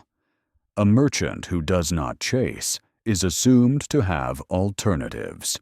These assumptions became self-reinforcing. This is how silence compounds into structural advantage. The Quakers also avoided one of the great temptations of success: expansion for its own sake. Because they did not crave recognition, they did not chase scale aggressively. Growth occurred organically, constrained by trust rather than ambition. This prevented overextension, the silent killer of enterprises. They were content to be underestimated. In finance, being underestimated is safety. It reduces competitive pressure. It delays imitation. It allows systems to mature without interference. The Quakers paid a price for this invisibility. They were mocked. They were excluded from certain circles. They were misunderstood. But misunderstanding protected them. It allowed them to operate below the threshold of envy. Silence again functioned as armor. This leads to the final, uncomfortable lesson of the Quaker merchant. If you want pricing power, stop performing. If you want trust, stop persuading. If you want endurance, stop explaining. Say what must be said once. Then let silence decide whether the other side is serious. Most will not be, and that is precisely the point. The silent monk does not need every customer, every deal, every trade. He needs alignment. Silence filters ruthlessly until only alignment remains. That alignment, over time, becomes wealth that does not need defending. In feudal Japan, death often arrived not with noise, but with stillness. Two men stood facing one another beneath a pale sky. The wind moved through tall grass. Cicadas cried and then fell silent. Hands rested lightly near sword hilts, but neither man moved. To an untrained eye, nothing was happening. To those who understood the art, everything was happening. This pause had a name, Ma. It meant the space between things. Not emptiness, but potential. Not delay, but readiness. The samurai believed that victory was decided not at the moment of the strike, but in the silence before it. Samurai were trained to endure this silence longer than their opponent, to stand without twitching, without adjusting stance, without betraying impatience. The first man to move prematurely revealed fear. The second man won. In duels recorded across centuries, the decisive factor was rarely speed. It was composure. The samurai who could wait, who could remain inside the pause without anxiety, controlled the encounter. This discipline began long before the battlefield. Young samurai were taught to sit in silence for hours. No instruction, no correction, no reassurance. The purpose was not meditation in the modern sense. It was emotional conditioning, to feel the urge to act and not obey it, to feel discomfort and not escape it. This training hardened something deeper than muscle. It hardened judgment. The samurai understood that action taken too early is often worse than inaction. A premature strike exposes intention. A rushed commitment narrows future options. Silence keeps possibility alive. This philosophy extended beyond combat into governance, negotiation, and wealth. A lord who announced decisions too quickly invited manipulation. A leader who explained motives lost authority. Silence preserved hierarchy. It forced others to adjust to uncertainty rather than exploit clarity. The samurai code valued restraint above aggression. Those who spoke excessively were distrusted. Those who displayed emotion openly were considered dangerous, not because they were violent, but because they were predictable. Predictability was fatal. Ma was the antidote. The space between stimulus and response. The gap where discipline either holds or collapses. In modern finance, this gap is where most fortunes are lost. A market moves. News breaks. Prices swing. The urge to act surges instantly. Most people obey it. They buy too early. They sell too late. They commit before information settles. The samurai investor does the opposite. They pause. They let volatility speak first. They allow others to exhaust their reactions. They wait for the market to reveal its hand through behavior rather than headlines. This pause is not hesitation. It is filtration. Just as in a duel, the first movement often signals weakness. The first trade often signals fear. Silence allows you to see who is acting under pressure and who is acting with purpose. Samurai duels often ended before swords touched. One warrior would break posture, shift weight, blink too often. The other would strike decisively. In markets, similar tells exist: overtrading, narrative addiction, public conviction, loud certainty. These are movements. They reveal fragility. The disciplined investor watches for these tells without reacting to them. Ma also taught the samurai something even more unsettling. Not every opportunity requires action. Some battles are won by not fighting. Some strikes land best when never delivered. The samurai who survived longest were not those who sought combat, but those who chose it selectively. This is the art of non-commitment.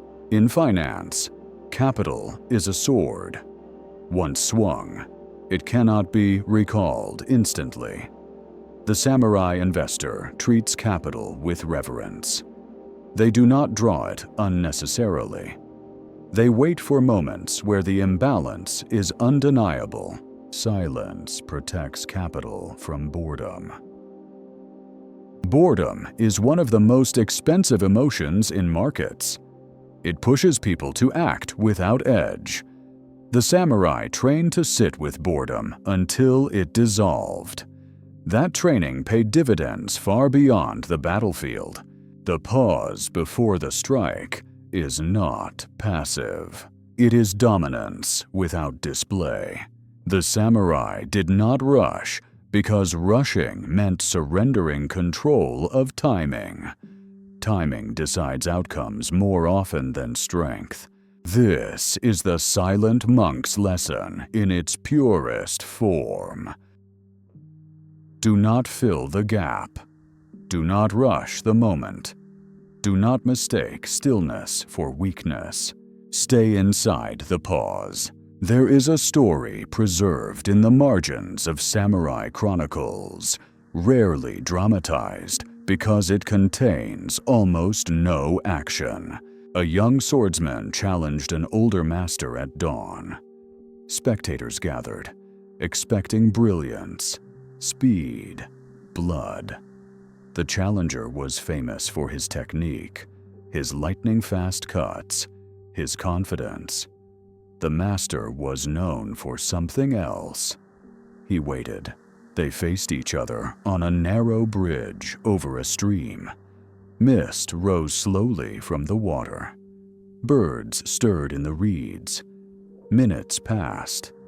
Then more minutes. The young swordsman's breath shortened. His grip tightened. He adjusted his stance once, then again. The master did nothing.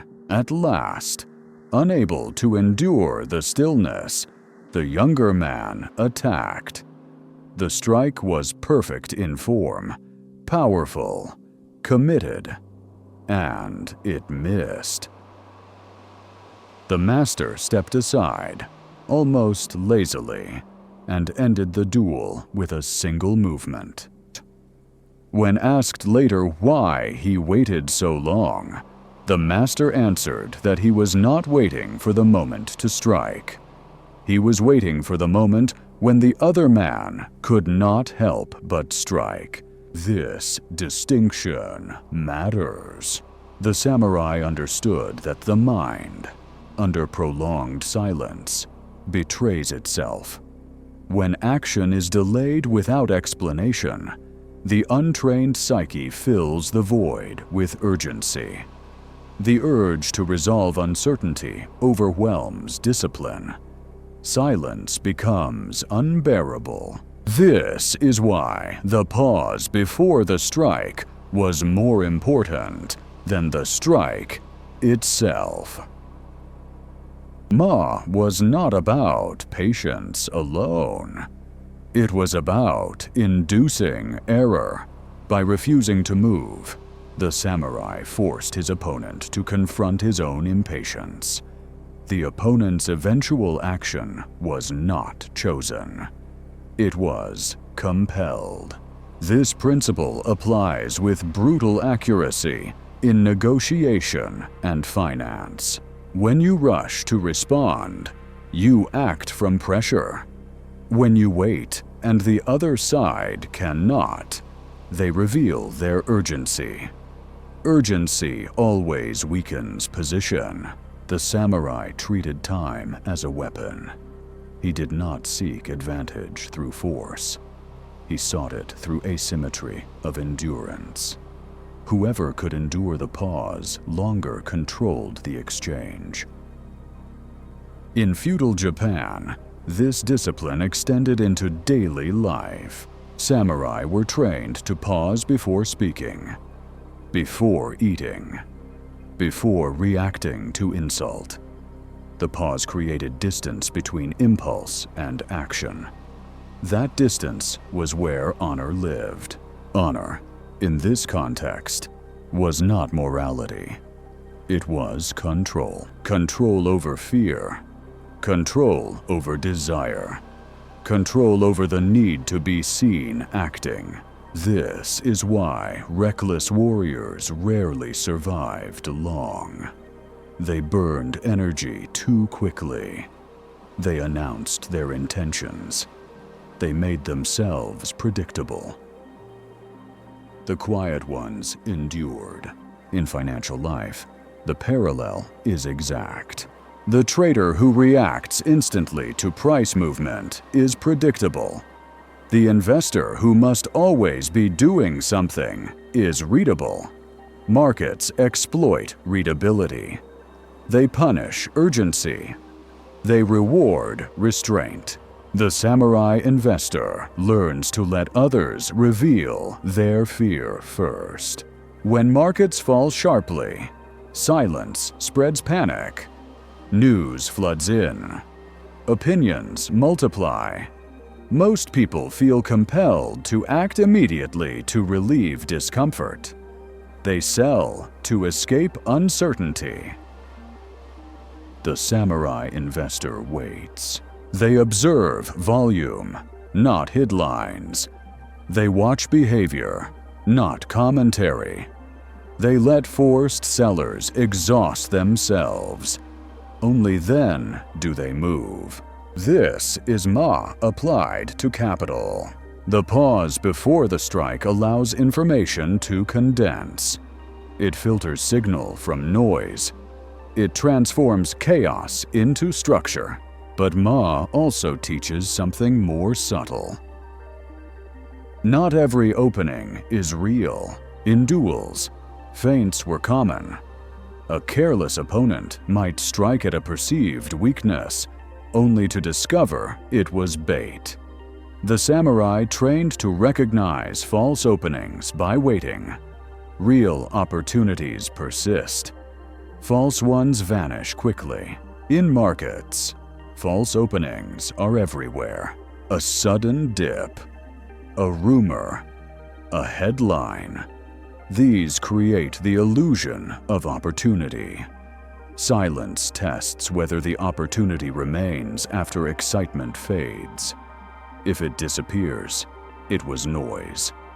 If it endures, it was real. Most losses come from acting on feints.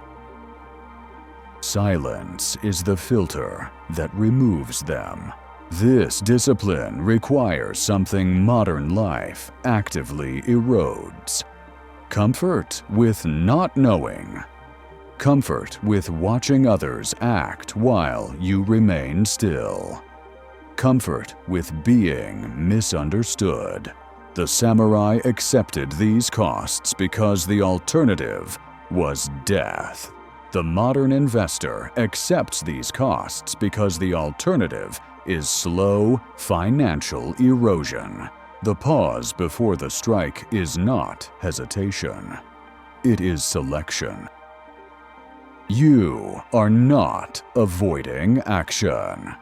You are choosing the moment when action becomes inevitable. The samurai did not seek speed. He sought inevitability. As the age of swords gave way to the age of paperwork and gunpowder, many believed the samurai discipline would fade into ritual. It did not. It changed its clothing. In the councils of daimyo, decisions were not announced quickly. Silence settled over tatami rooms as men waited for the moment when words would do less harm than haste. A leader who spoke too soon invited opposition. A leader who waited allowed consensus to form around him without coercion. Ma governed politics as surely as it governed duels.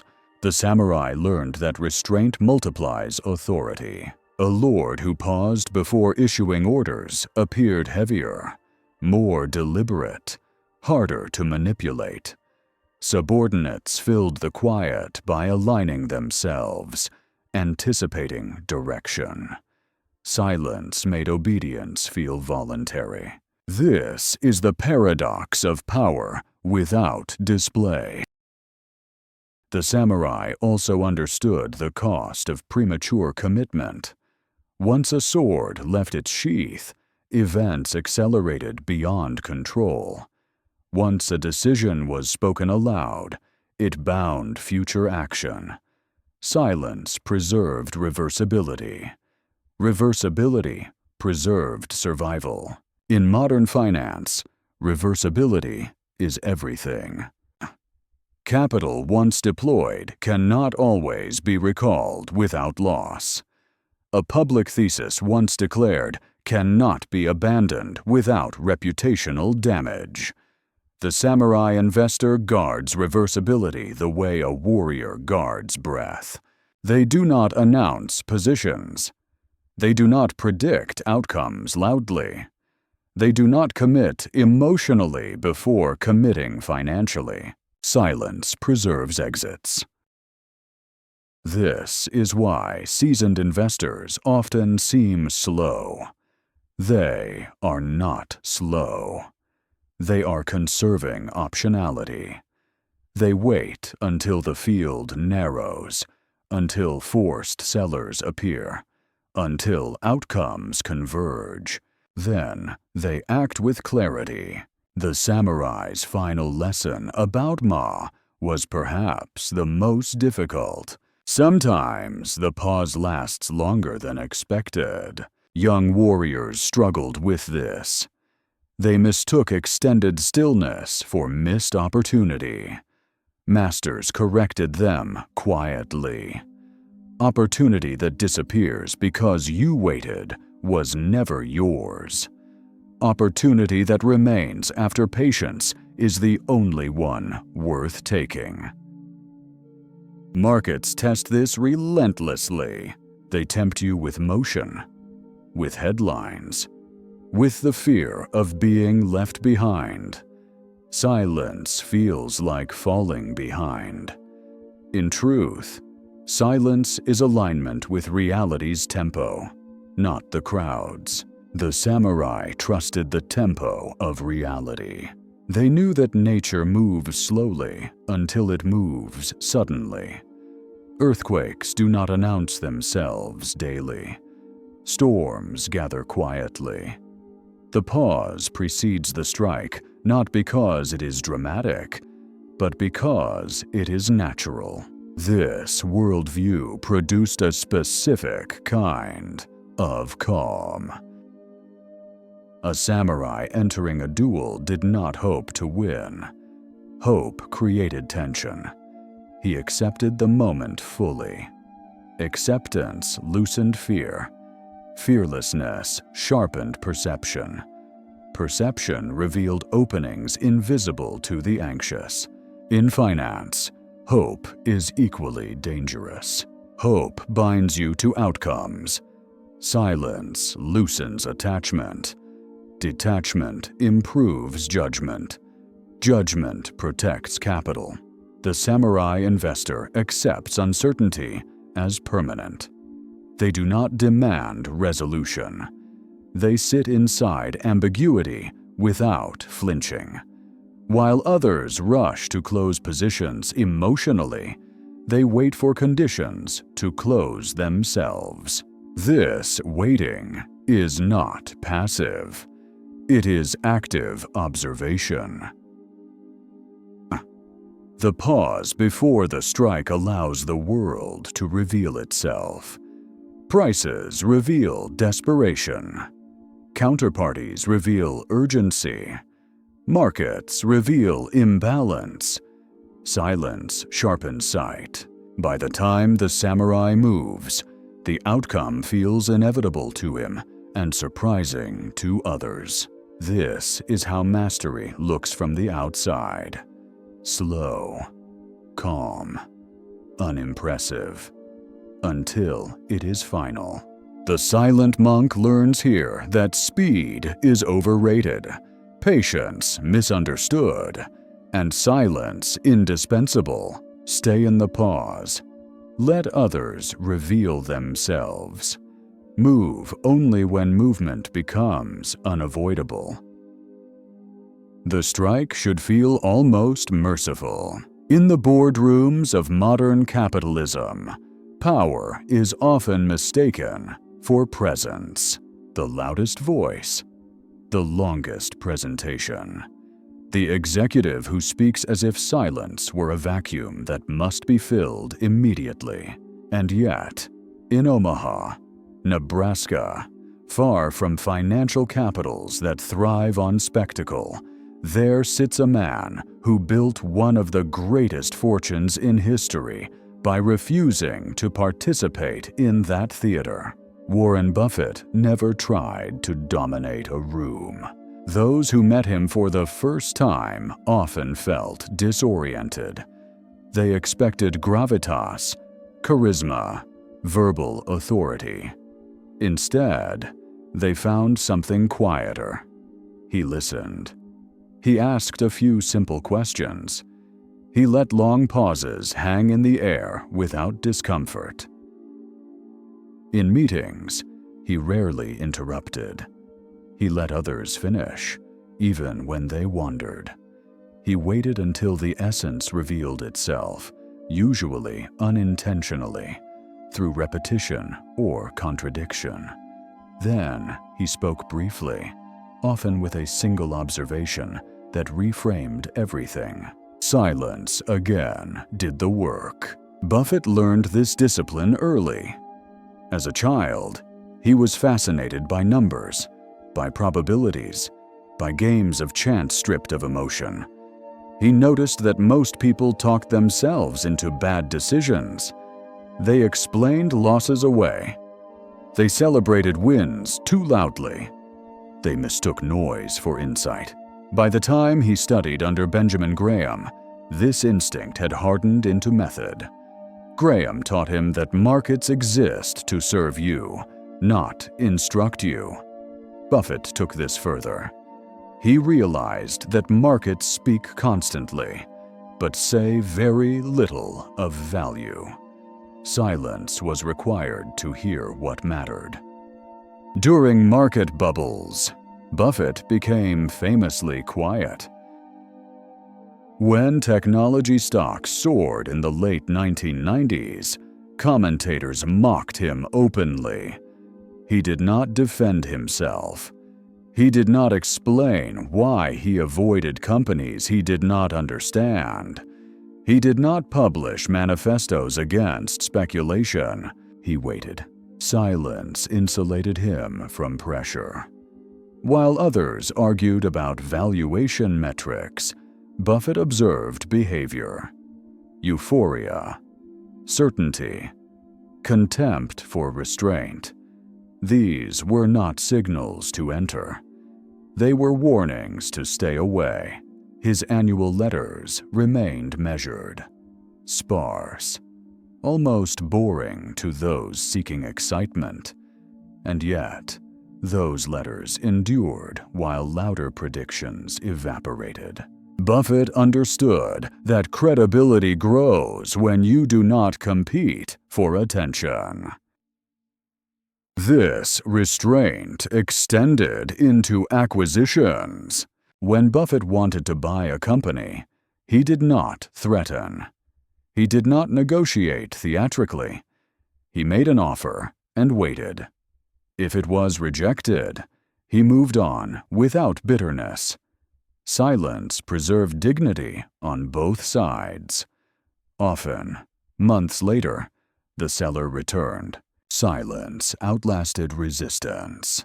Executives who sold to Berkshire Hathaway often remarked on how different the process felt. No urgency, no pressure, no elaborate justification.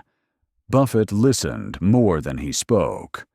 When he finally decided, the decision felt inevitable rather than aggressive. This is not indecision. It is discipline. Buffett also refused to fill public silence during crises. When markets crashed, he did not rush to reassure. He did not appear on television to calm investors. He wrote when he had something meaningful to say. Otherwise, he allowed uncertainty to exist. This unnerved commentators who believed leadership required constant communication. Buffett disagreed. He believed overcommunication breeds dependency. Dependency weakens judgment. Silence respected the intelligence of others. In leadership, this is rare. Most leaders speak to maintain relevance.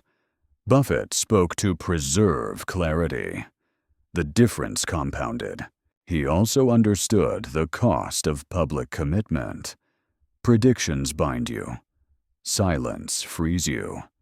By refusing to forecast markets loudly, Buffett preserved the ability to change his mind without spectacle. This flexibility protected capital far more effectively than confidence ever could. There is a moment recorded during a shareholder meeting when Buffett was asked to comment on a fashionable investment trend. He smiled, paused, and said that he had no opinion worth sharing at that time. The room laughed nervously. That pause was not ignorance. It was restraint. In finance, restraint is leadership. The executive who never fills the room does not abdicate authority. He concentrates it. When he finally speaks, others listen because they know he could have spoken sooner and chose not to. Silence becomes signal. Buffett's fortune was not built on genius alone. It was built on the ability to wait, to ignore noise, and to let others exhaust themselves explaining the present. The silent monk appears here in a modern suit, not cloistered or armored, but governed by the same discipline. As Berkshire Hathaway grew from a struggling textile company into a constellation of businesses spanning insurance, railroads, energy, and consumer brands, Buffett's silence became more conspicuous, not less. Power usually amplifies speech. With scale comes expectation.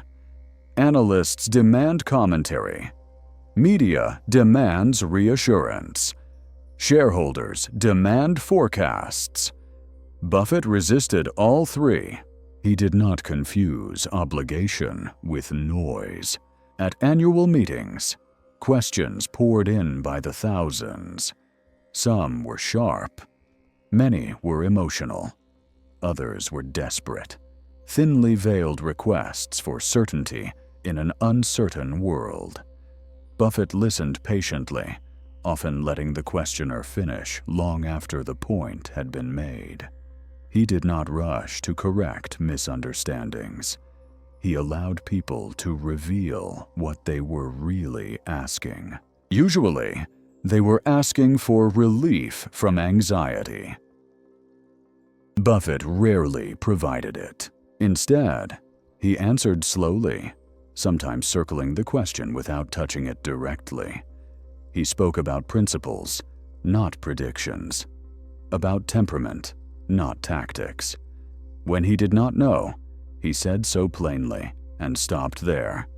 No filler, no speculation. Silence followed. This was deeply unsettling to an audience trained to equate leadership with omniscience. But Buffett understood something they did not.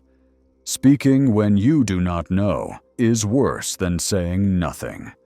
It teaches others to rely on illusion rather than reality. Silence preserves intellectual honesty. This honesty protected Berkshire from one of the most destructive forces in finance: forced narrative.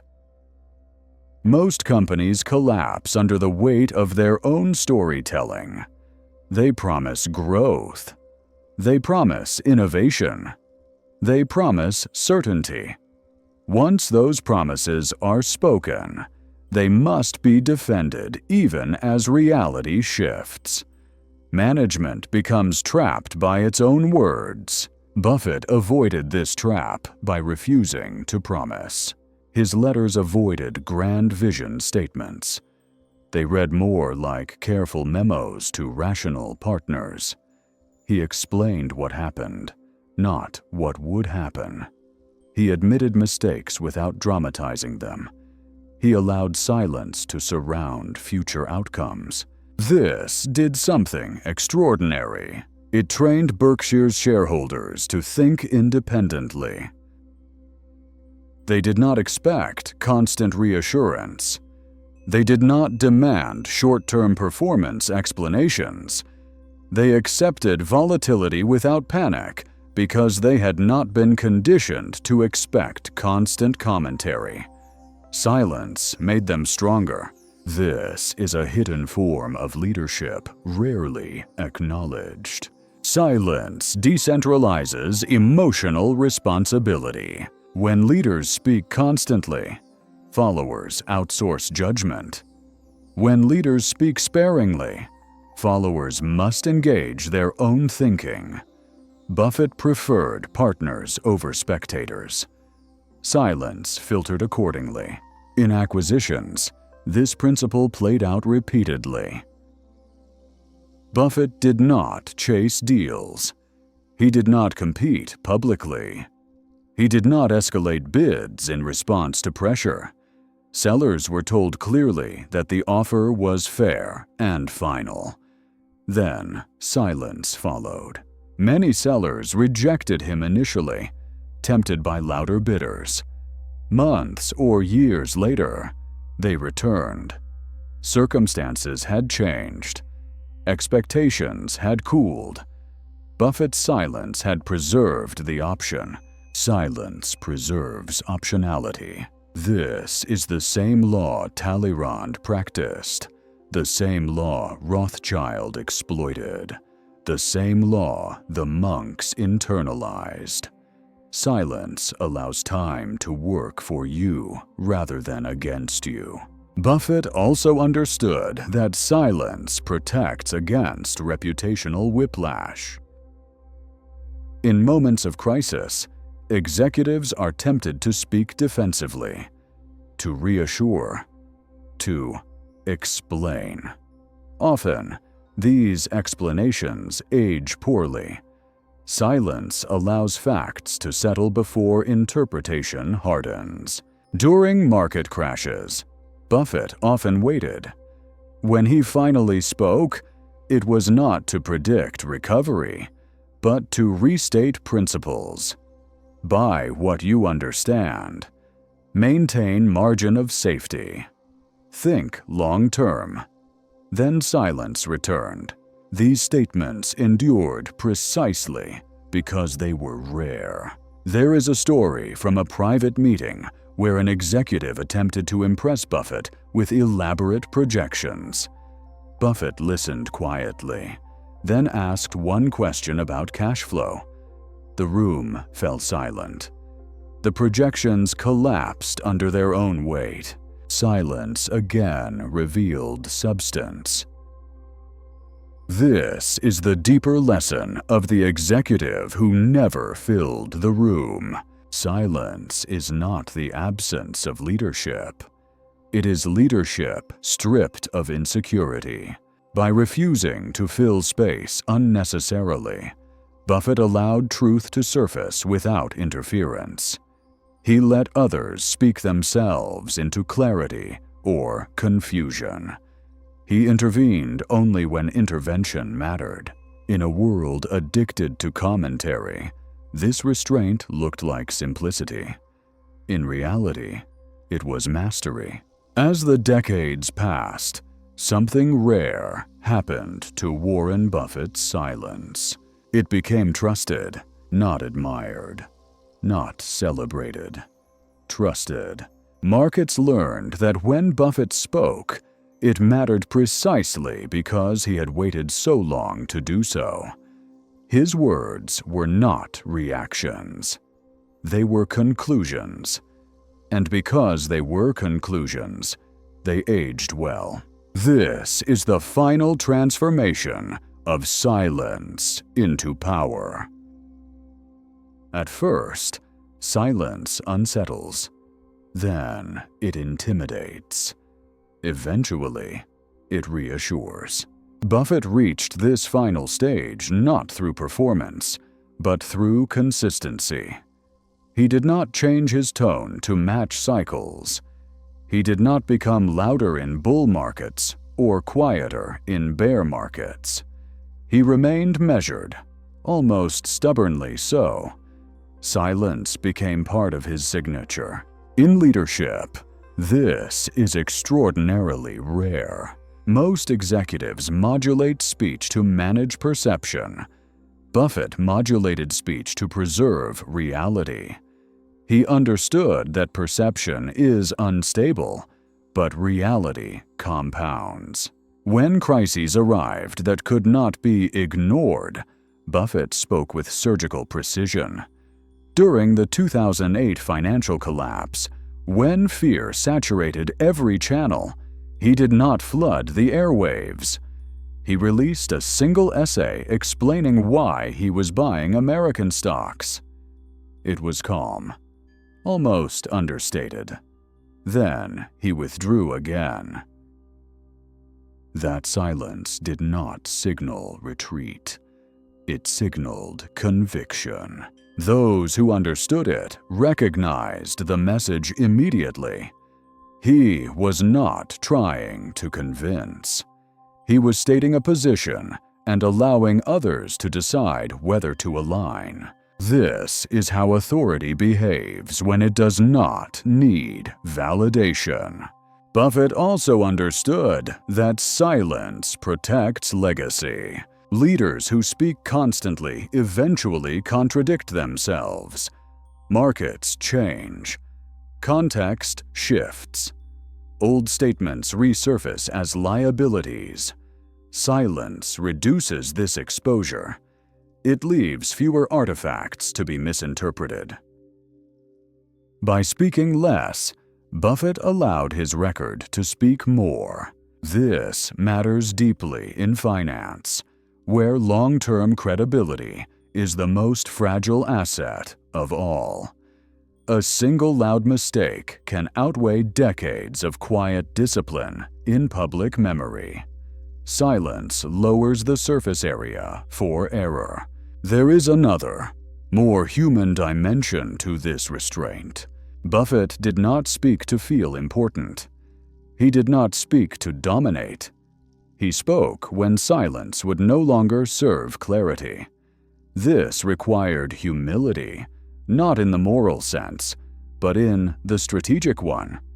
He accepted that not every thought deserved expression. Not every insight needed an audience. This acceptance freed him. Free from the need to perform, he could think longer. Free from the need to explain, he could adapt. Free from the need to predict, he could endure. This is the executive application of the silent monk's discipline.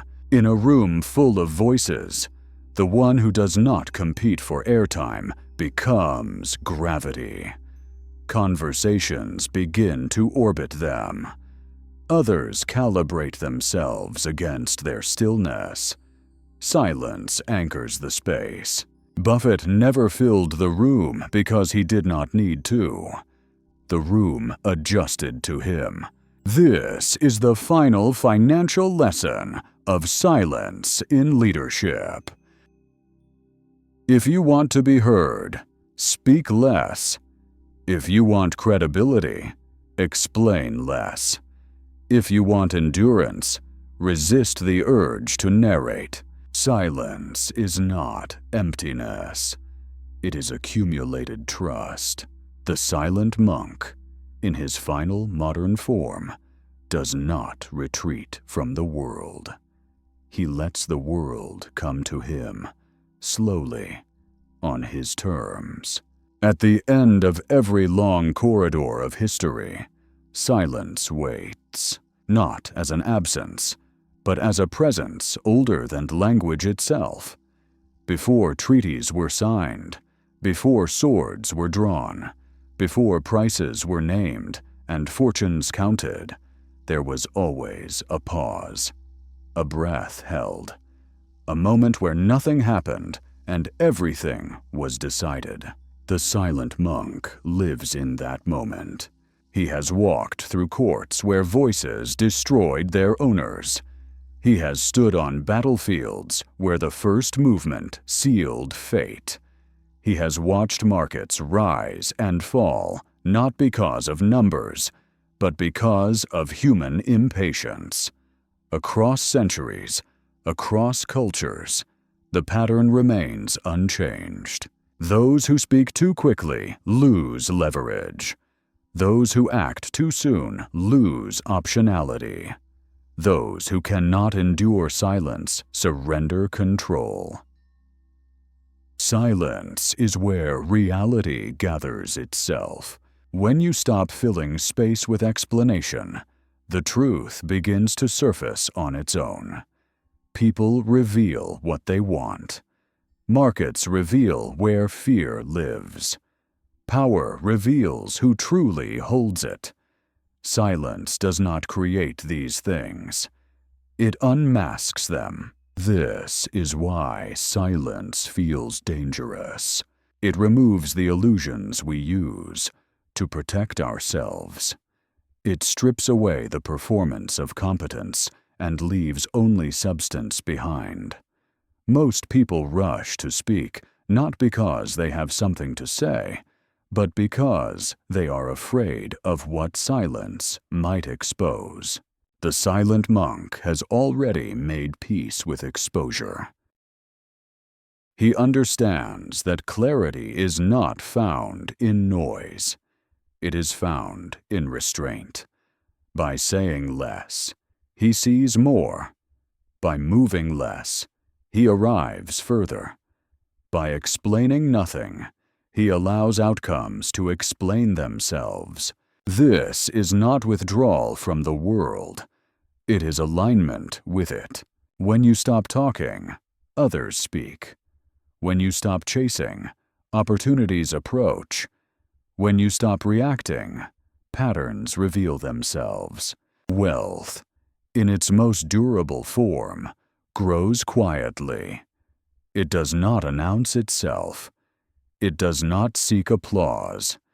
It compounds in environments free from panic, free from excess, free from the need to prove. Silence creates those environments. You do not need to be silent forever. You only need to be silent long enough for the unnecessary to fall away, long enough for impatience to exhaust itself, long enough for the signal to separate from the noise. Then, when you speak, your words will land where others echo and vanish. The world does not reward the loudest voice. It rewards the one who waited. The fire burns low now. The room is quiet again. Nothing more needs to be said. Settle now. There is nothing you need to solve. Nothing you need to decide. Nothing you need to explain. The day has already spent its noise. What remains is the space beneath it. Imagine yourself seated near a dying fire. The flames are low, steady, no longer demanding attention. Each breath arrives without effort. Each exhale leaves a little more weight behind. The world does not disappear. It simply grows quieter, as if it finally respects your stillness. Silence is not empty. Silence is full of what matters. As your body rests, your mind begins to slow. Thoughts drift like embers, glowing briefly, then fading without struggle. You do not chase them. You do not argue with them. You let them pass. This is how power returns to you. In silence, your nervous system remembers something ancient. That urgency is optional. That reaction is not required. That stillness is safe. You begin to notice a subtle shift. The need to speak dissolves. The need to prove dissolves. The need to rush dissolves. You are allowed to wait. With every breath, you sink deeper into a quiet confidence. Not excitement, not ambition, just calm readiness. Like a monk who knows the bell will ring when it is time. Like a general who does not fear the night before battle. Like a merchant who names a price and stops. Silence is your advantage. Repeat quietly, without effort, as if the words are already true. I do not rush. I do not chase. I allow others to reveal themselves first. Each repetition settles deeper, not as a thought, but as a state. You begin to feel how silence protects you. When you do not speak immediately, you keep your options open.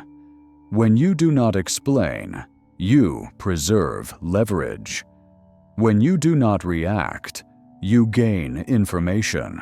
Silence gathers information for you. Your mind learns that it does not need constant stimulation to stay alert.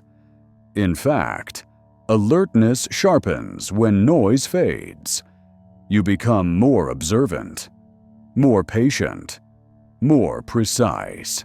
You feel a gentle distance growing between stimulus and response. That distance is freedom. In that distance, better decisions form naturally. You no longer need to force clarity. Clarity arrives when the mind is quiet enough to receive it. You are no longer afraid of pauses.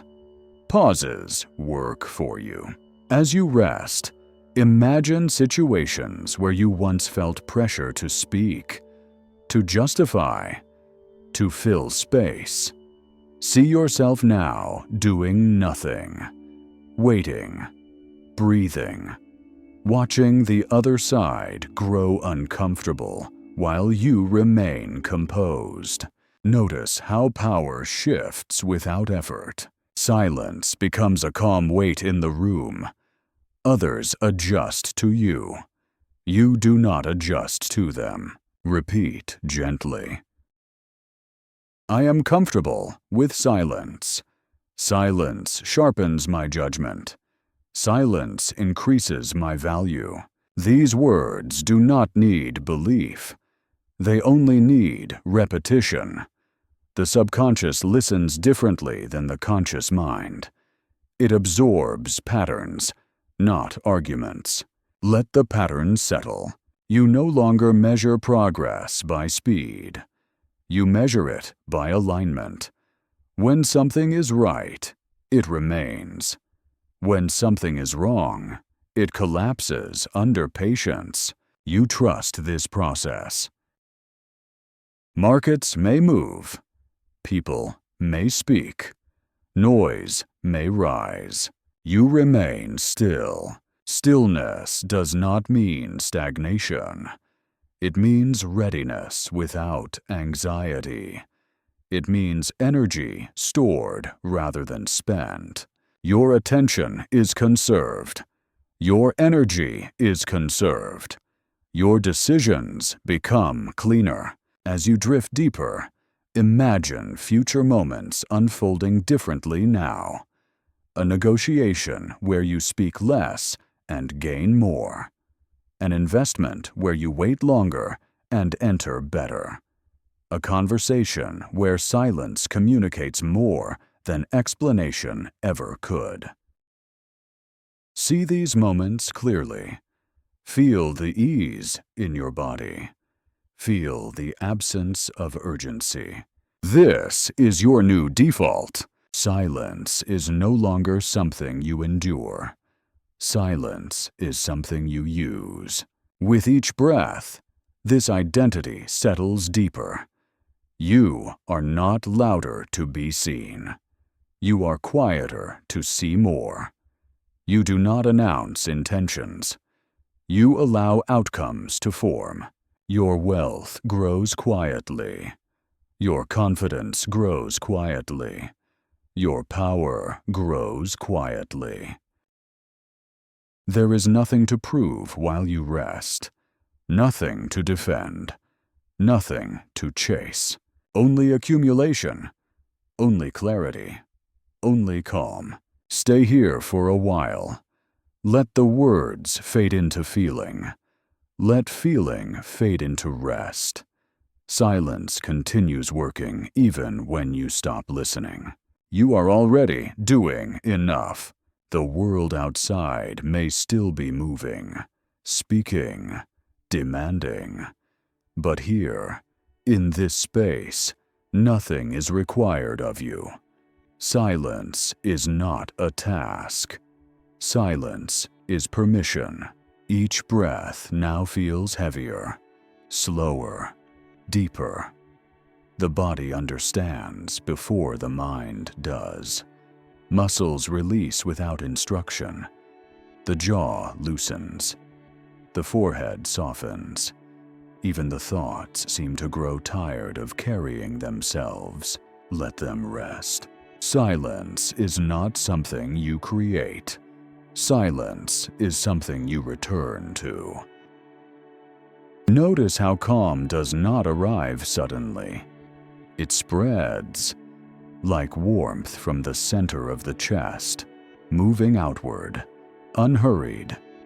There is no rush for it to reach everywhere. It will, in its own time. In this quiet, something important happens. Your mind stops rehearsing explanations, stops replaying conversations, stops predicting reactions. You are no longer speaking to anyone. You are no longer being watched. And in that absence of audience, your true rhythm returns. Repeat gently, without strain. I am not late. I am not behind. I move at the speed of understanding. Let these words sink below thought, into instinct. Silence teaches patience without effort. You are not forcing yourself to wait. Waiting is happening naturally. The urge to check, to act, to intervene grows faint, like a sound heard from another room. This is how accumulation begins. Not through intensity, not through urgency, but through steadiness. Imagine your attention as a reservoir. Each moment of silence adds to it. Each moment without reaction raises the water level. You are storing clarity, storing energy, storing future strength. Nothing leaks now. In the past, words escaped too easily. Thoughts rushed outward before they were ready. Energy followed them. Tonight, that pattern loosens. You do not owe the world immediate answers. You do not owe anyone instant clarity. You do not owe explanations for your patience. Silence is enough. Feel how this changes your sense of time. Minutes no longer feel scarce. The future no longer feels like something chasing you. It feels spacious, open, willing to wait. This is the mindset of durable wealth. Wealth does not hurry. Wealth does not announce. Wealth does not argue. It gathers quietly, protected by patience. Repeat softly, I allow time to work for me. I allow silence to protect me. I allow outcomes to mature. Each repetition smooths the inner surface of your mind. Sharp edges dissolve. Urgency loses its grip. You are not resisting the world. You are simply no longer pulled by it. In this state, decisions form slowly, correctly. You will notice it later, when you are awake again. You will pause where you once rushed. You will listen where you once spoke. You will wait where you once chased. And these pauses will feel natural, effortless, almost inevitable. Silence is becoming your baseline. The mind learns by repetition, not force. Tonight, it is learning that quiet is safe, that nothing collapses when you do not react, that strength remains even when you do nothing, especially when you do nothing. Let this understanding drift deeper than memory, deeper than logic. Let it settle where habits are formed. You no longer fear being silent in a room. You no longer fear unanswered moments. You no longer fear waiting. Waiting is working. Breath continues. Slow, even, unconcerned with results. The body knows how to sleep. The mind knows how to follow. You do not need to hold on to these words. They will remain without effort. Silence does not forget. Rest now. Accumulate quietly. Let the night do what noise never could.